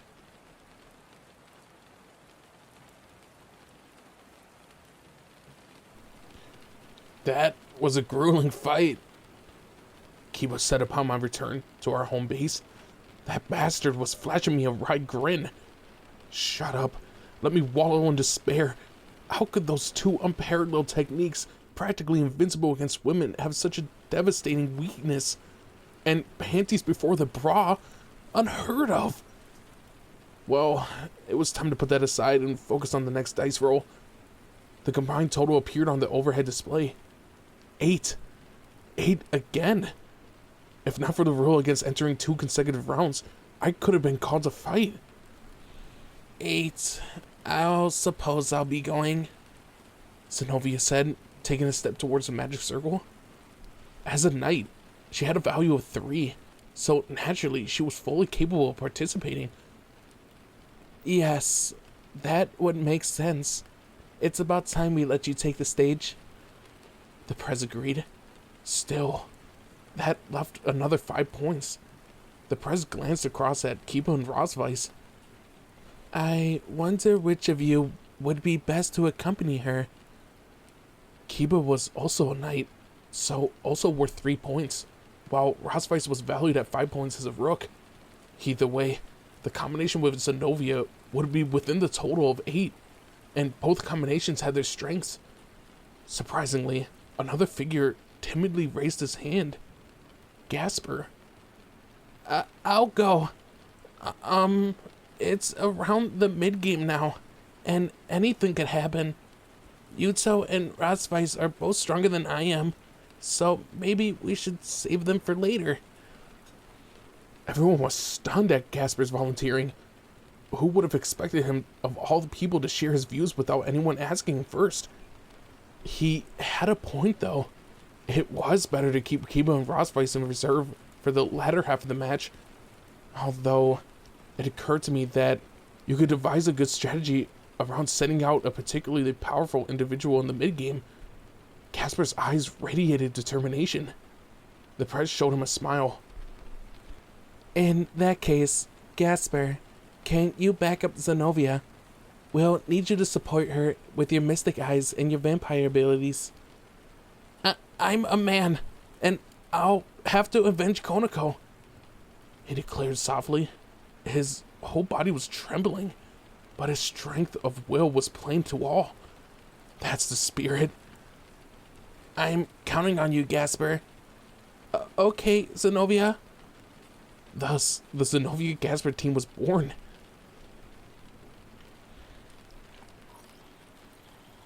For the 4th round, the battlefield was a rugged, rocky wasteland. With so many stones, it looked difficult to secure your footing. It was a good thing Zenobia was a powered type knight. Had Kiba gone instead, the terrain would have hindered his top speed. Zenobia and Gasper's 2 opponents appeared. The first was a man with a lanky physique, and the second was a petite girl. No, a petite boy, wielding a staff of some uncanny design. From what I've recalled, the tall man was a rook, and the boy was a bishop. Team Grimmery has sent the Knight Zenobia, wielding the legendary holy sword Duranzal, and the girlish boy with a loyal fan base, the Bishop Gasper. Just as the announcer finished speaking, a powerful wave of cheers erupted from the group of male fans in the audience. So my underclassman is popular among a certain type of viewer, huh? You're not to be underestimated, Gaspy. For her part, it looked like Zenobia had more female fans than male ones. Perhaps female knights tended to garner more support of their fellow women? As for Team Bale, well now, this is a surprise. Both contestants are descendant from extinct noble houses. We have the Rook, Ladora Boone, and the Bishop, Miss Tita Sabnak. They hail from the families that formerly ranked among the 72 pillars. Governor Azazel, it seems that quite a few members of Sour Orc Bale's family are from extinct houses, don't you think? The announcer said. So long as they got the ability, he'll take anyone in, regardless of status. That's how Sour Orc Bale does things. No doubt the remaining members of those dead noble families responded to his call. The descendants of extinct houses are given protection by the current demon government, but out there in the real world, they surely face a whole lot of prejudice from those in power. What with how many folks prize purity of blood above all else, there's probably lots who like to pretend those struggling families that survive by mixing their blood with others didn't even exist. Azazel explained dryly. The announcer, it seemed, was at a loss to respond. That's certainly true. Emperor Belial laughed. At that moment, the tall, lanky man, the Rook, spoke up. Exactly. Our master, Sarah Org, welcomed those of us who exist today, thanks to our mixed blood of human and demon heritage, with open arms. Sarah Org's dream is our dream, the boy added resolutely. The eyes of both of the fighters burned with a sense of purpose. Let the 4th round begin, the Arbiter declared, signaling the start of the next bout. Both sides immediately launched into their attacks. Gasper, morph into your bat form. Strike once he's ready, Zenobia. The presence struck her from here in our home base. Gasper became a cloud of bats, which proceeded to rapidly spread across the battlefield, while Zenobia lashed out with the Rondel, sending multiple energy waves careening towards the enemy Rook and Bishop right from the get-go. Those keen waves of energy flew straight ahead, carving through the rock and boulders that stood in their way. Both enemies dodged the oncoming pulse, with the Bishop, Sabnok, releasing a plume of fire with his demonic powers. Oh yeah, his specialty is casting spells. No, you don't. The eyes of the bats swarming above the field glowed red, freezing those demonic flames in midair. Next, Zenobia followed through with another slash from Durandal, the energy nullifying the fire completely. What an expert coordination. All the practice working as a team had paid off after all. Ladora, instructions from Sarah Org. We're to take down the swordsman first. Give me a moment to prepare. Roger that. The two fighters had been receiving guidance from their master, as the Bishop fell back, expanding his aura to shroud his whole body. Trust me, it was an ominous sight. Something about that power washing over him struck me as sinister. At the same time, the Rook stepped in front of the Bishop as though to shield him and began to tear off his clothes. I remember reading before the match that Ladora, the Rook, was supposed to have an exceptional defense. Suddenly, Ladora's lanky body swelled, expanding into a malformed shape. Was he buffing his guard? No, that was something else. His once svelte body continued to bulge, eventually sprouting a tail and a pair of wings. His mouth stretched to reveal a row of fangs, while his fingers elongated into piercing claws. And he just kept growing larger by the second. Before I knew it, a hulking monster reared his head in front of Zenobia. A dragon! That scrawny Rook had morphed into a massive dragon. The Bune clan may be demons, but they're known for commanding dragons. A select few of them can actually adopt the form of the fearsome creatures, and he's one of them. The Prez wore a bitter expression, as though she had just swallowed a worm. A demon capable of becoming a dragon. That sounded like something from a fantasy story. A mere look was enough to tell how powerful that Ladora guy was, and this was my first time seeing him. The other team hadn't used this ability during the match against Cephador. Zenobia and Gasper were matched against the rarest of the rare, an opponent with abilities uncommon even among his own family. A dragon transformation. There was no info on that. You sly fox, Sarah Org. Did you make him awaken that ability through endless training? Even Azazel was taken aback. So, Ladora had developed that power through intense practice. I could only speculate as the battle between the knight and dragon commenced. Zenobia lashed out with her holy sword, loosing both careening energy waves and direct attacks, yet the dragon's defensive proved sturdy against every blow. Her Durandal cannon might have been able to do considerable damage with a single blast, but it was too slow to charge. Gasper, I'm going to take this thing down. Buy me some time. So she was planning on using it. Zenobia fell back just as Gasper swarmed around the dragon as a flock of bats. The little things clung to the dragon all over, holding it back to let Zenobia retreat. Prez, will Gasper be able to power up if he drinks that dragon's blood? I asked. He was carrying a small vial of my blood just in case, but seeing as he was already attacking Ladora, it might, I reasoned, be worth a shot. The Prez shook her head, however. We don't know what Bune's blood would do to him. It could end up being better than expected, or worse. The safest option would be to have him stick to yours, Issei. Right, that makes sense. If the other dragon's blood didn't agree with Gasper, it could spell his defeat. The dragon was clearly having a hard time dealing with all those bats fluttering around him, and he breathed a pillar of flame. Fortunately, Gasper evaded deftly. Zenobia raised Exterondal to the heavens and began to charge her power. That's it. Holy Sword, seal thy power. The enemy bishop cried out. His staff glowed with an eerie light, a radiance that promptly enveloped Zenobia whole. Surrounded by the unearthly luminescence, an ominous pattern flowed over her body. Zenobia's hands trembled as she finally lowered Exterondal. What's going on? Durandal isn't responding. What? I watched agape at whatever phenomenon had just ensnared Zenobia's body. It's not responding. What's that supposed to mean? Zenobia was a natural holy sword wielder. Had that innate quality of hers disappeared? I, too, possess human blood, and a sacred gear, Drake Vanish. It's a cursed ability, one that I recently managed to bring under control. The bishop explained, his expression strained and haggard. A sacred gear, and one he's only recently mastered. That explained why he hadn't used it in Familia's previous raiding game. Was this another fruit of his team's training efforts?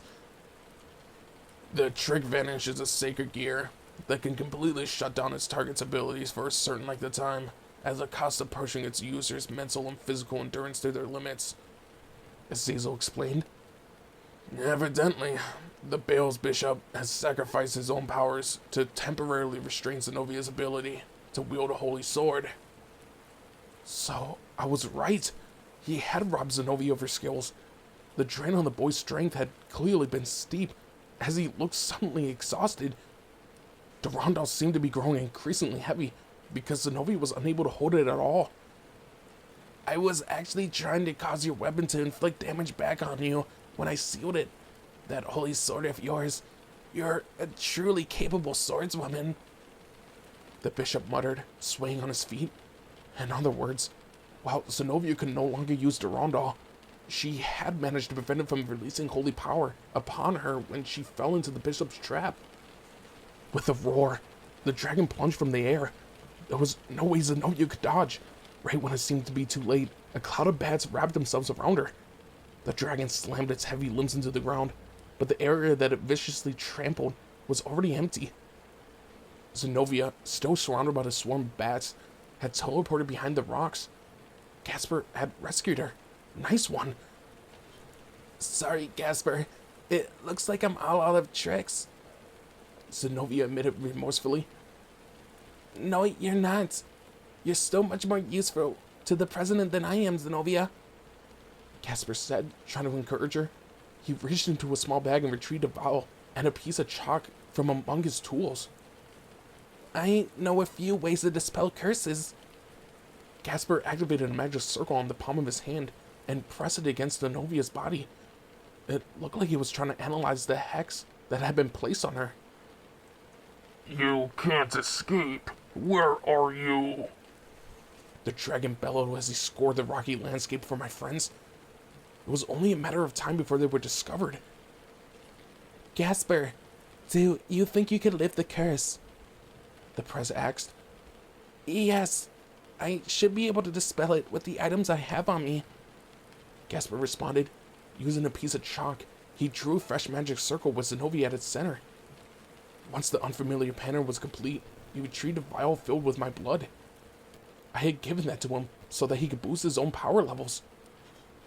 I think I could lift the curse if I mix Issei's blood into the magic circle, but it might take a little time for the effect to sink in, Gasper explained. He was going to use my blood for that?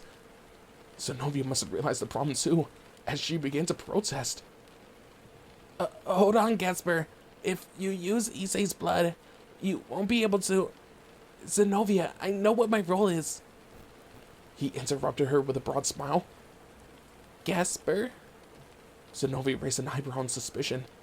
Having finished drawing the magic circle, he leaped out from behind the rocks. I'll buy you some time. Once the curse is removed, finish charging Durandal. He was planning on rushing his opponents without drinking my blood. Don't be reckless, Gasper. Hide. The press shouted into her earpiece. Gasper didn't obey, taking off at a run, looking determined. No, I have to stall. If we're going to win, President, you'll need Zenobia. Listen to me, the press commanded. Keep out of harm's way. However, the dragon and the bishop had already seen Gasper. I found you now, vampire. Hidden with the swordswoman, have you? She must be close, I'm guessing. Maybe she'll come out if I shower the area in flames. Gasper trembled before the giant beast, yet he did not run. Instead, he held out an arm, calling up demonic power to cast a spell. I won't let you. Was he planning to charge that dragon to protect Zenobia? Going alone, huh? I commend your courage. You're shaking, and yet you stand resolutely before a dragon. The dragon praised Gasper's bravery before breathing out a huge plume of fire. Gasper tried to defend himself with his magic circle. Get out of there! Don't be crazy!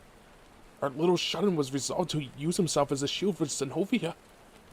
He let out a shrill scream, and his magic circle shattered, blown away by the barrage of flames.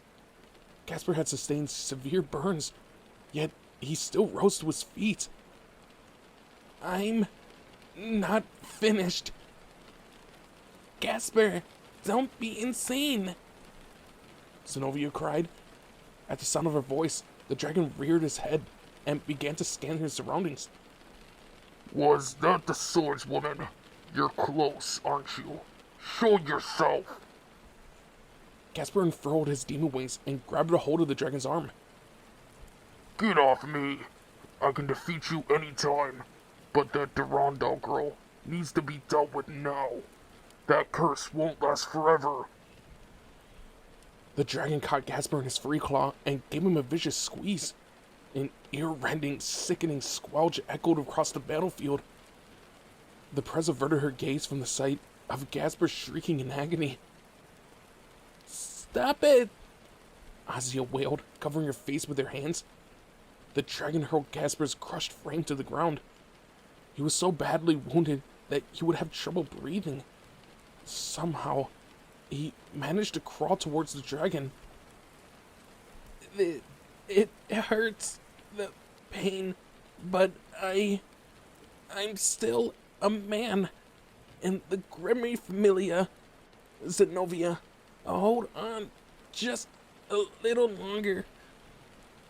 Zenobia didn't respond. She must have heard his ear-rending scream and accepted her underclassman's iron determination. To respect his sacrifice, she hid as best as she could, although her eyes overflowed with tears. Get out of my way! The dragon dealt Gasper a powerful kick, but the little vampire only clawed his way back. Lesson 1 of being a man in the Grimy Familia. Men need to protect women. Shuddering in pain, Gasper lifted himself from the ground, repeating the words that I taught him in the clubroom. Lesson 2. A man needs to always find his feet.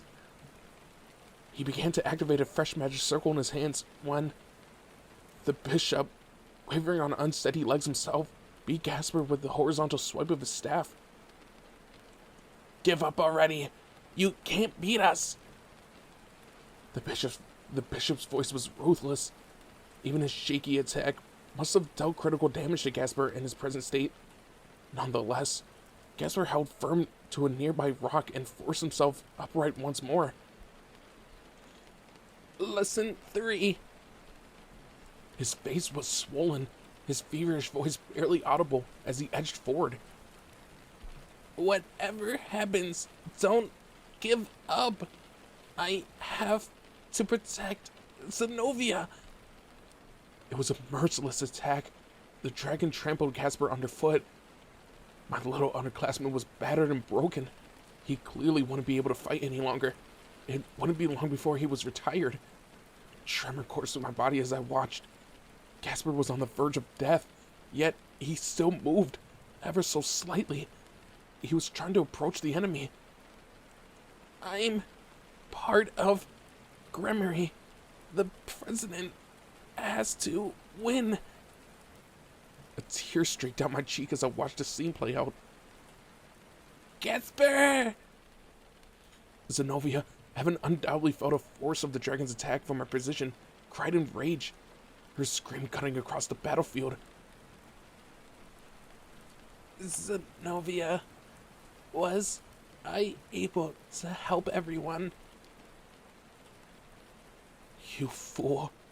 You stupid, stupid fool. You followed my advice. You stuck to it so stubbornly. No one could possibly call you useless. You're an outstanding man of the Gremory Familia. The press averted her gaze from the events on the screen. Please, press, please. I urged her, unable to hold back sobs. Don't look away. Casper's doing his very best. He's willing to die for you. He's a shut-in, afraid of his own shadow, and now he's fighting harder than anyone, so please don't look away.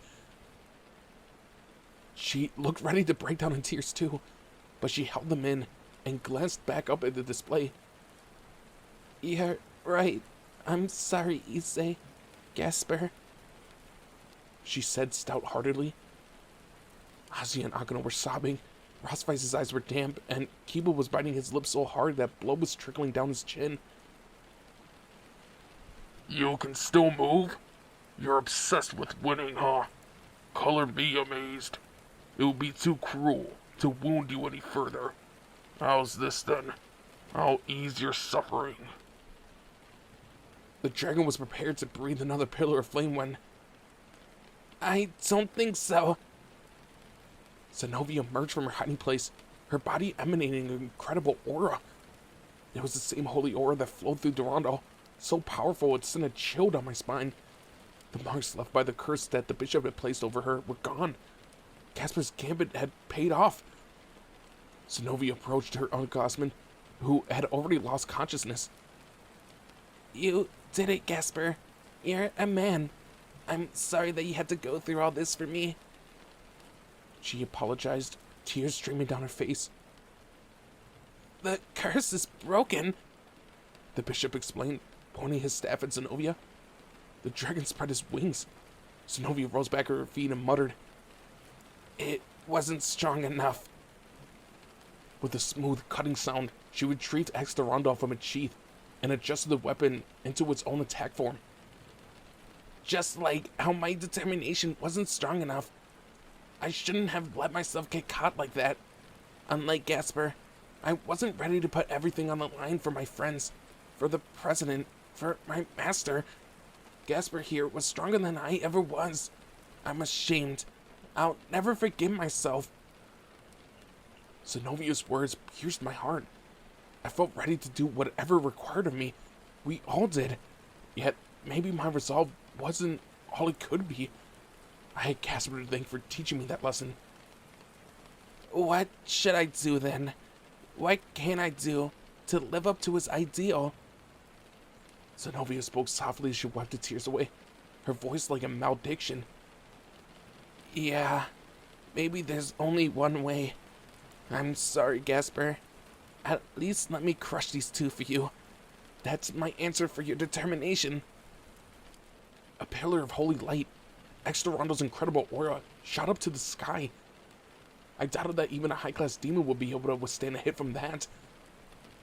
No, you don't. I'll use my life force to seal your abilities this time.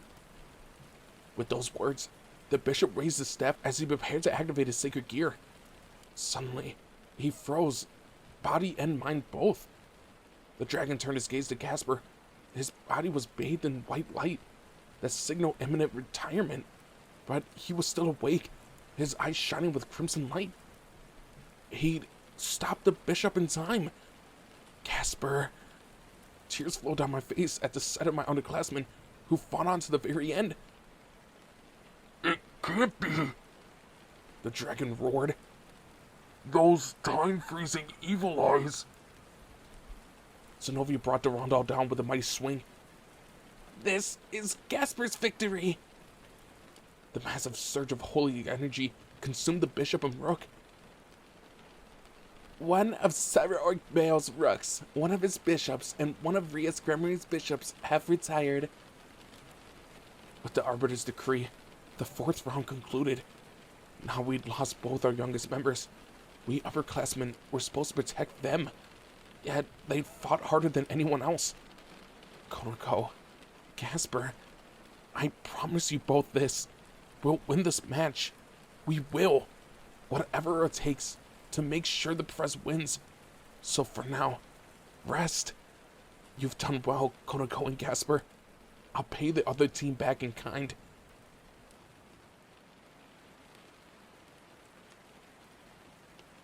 What was I thinking? Let's win this? Rias Gremory, felt utterly ashamed by my own naivety. Those two were the most determined to do whatever necessary. They entered the battle ready to lay down their lives for their friends, for me, and for victory. I was a pathetic king, a weak, stupid, utterly abysmal master. I needed to be resolute too, even if it meant getting down into the dirt, crawling on all fours. I would come out of this victorious.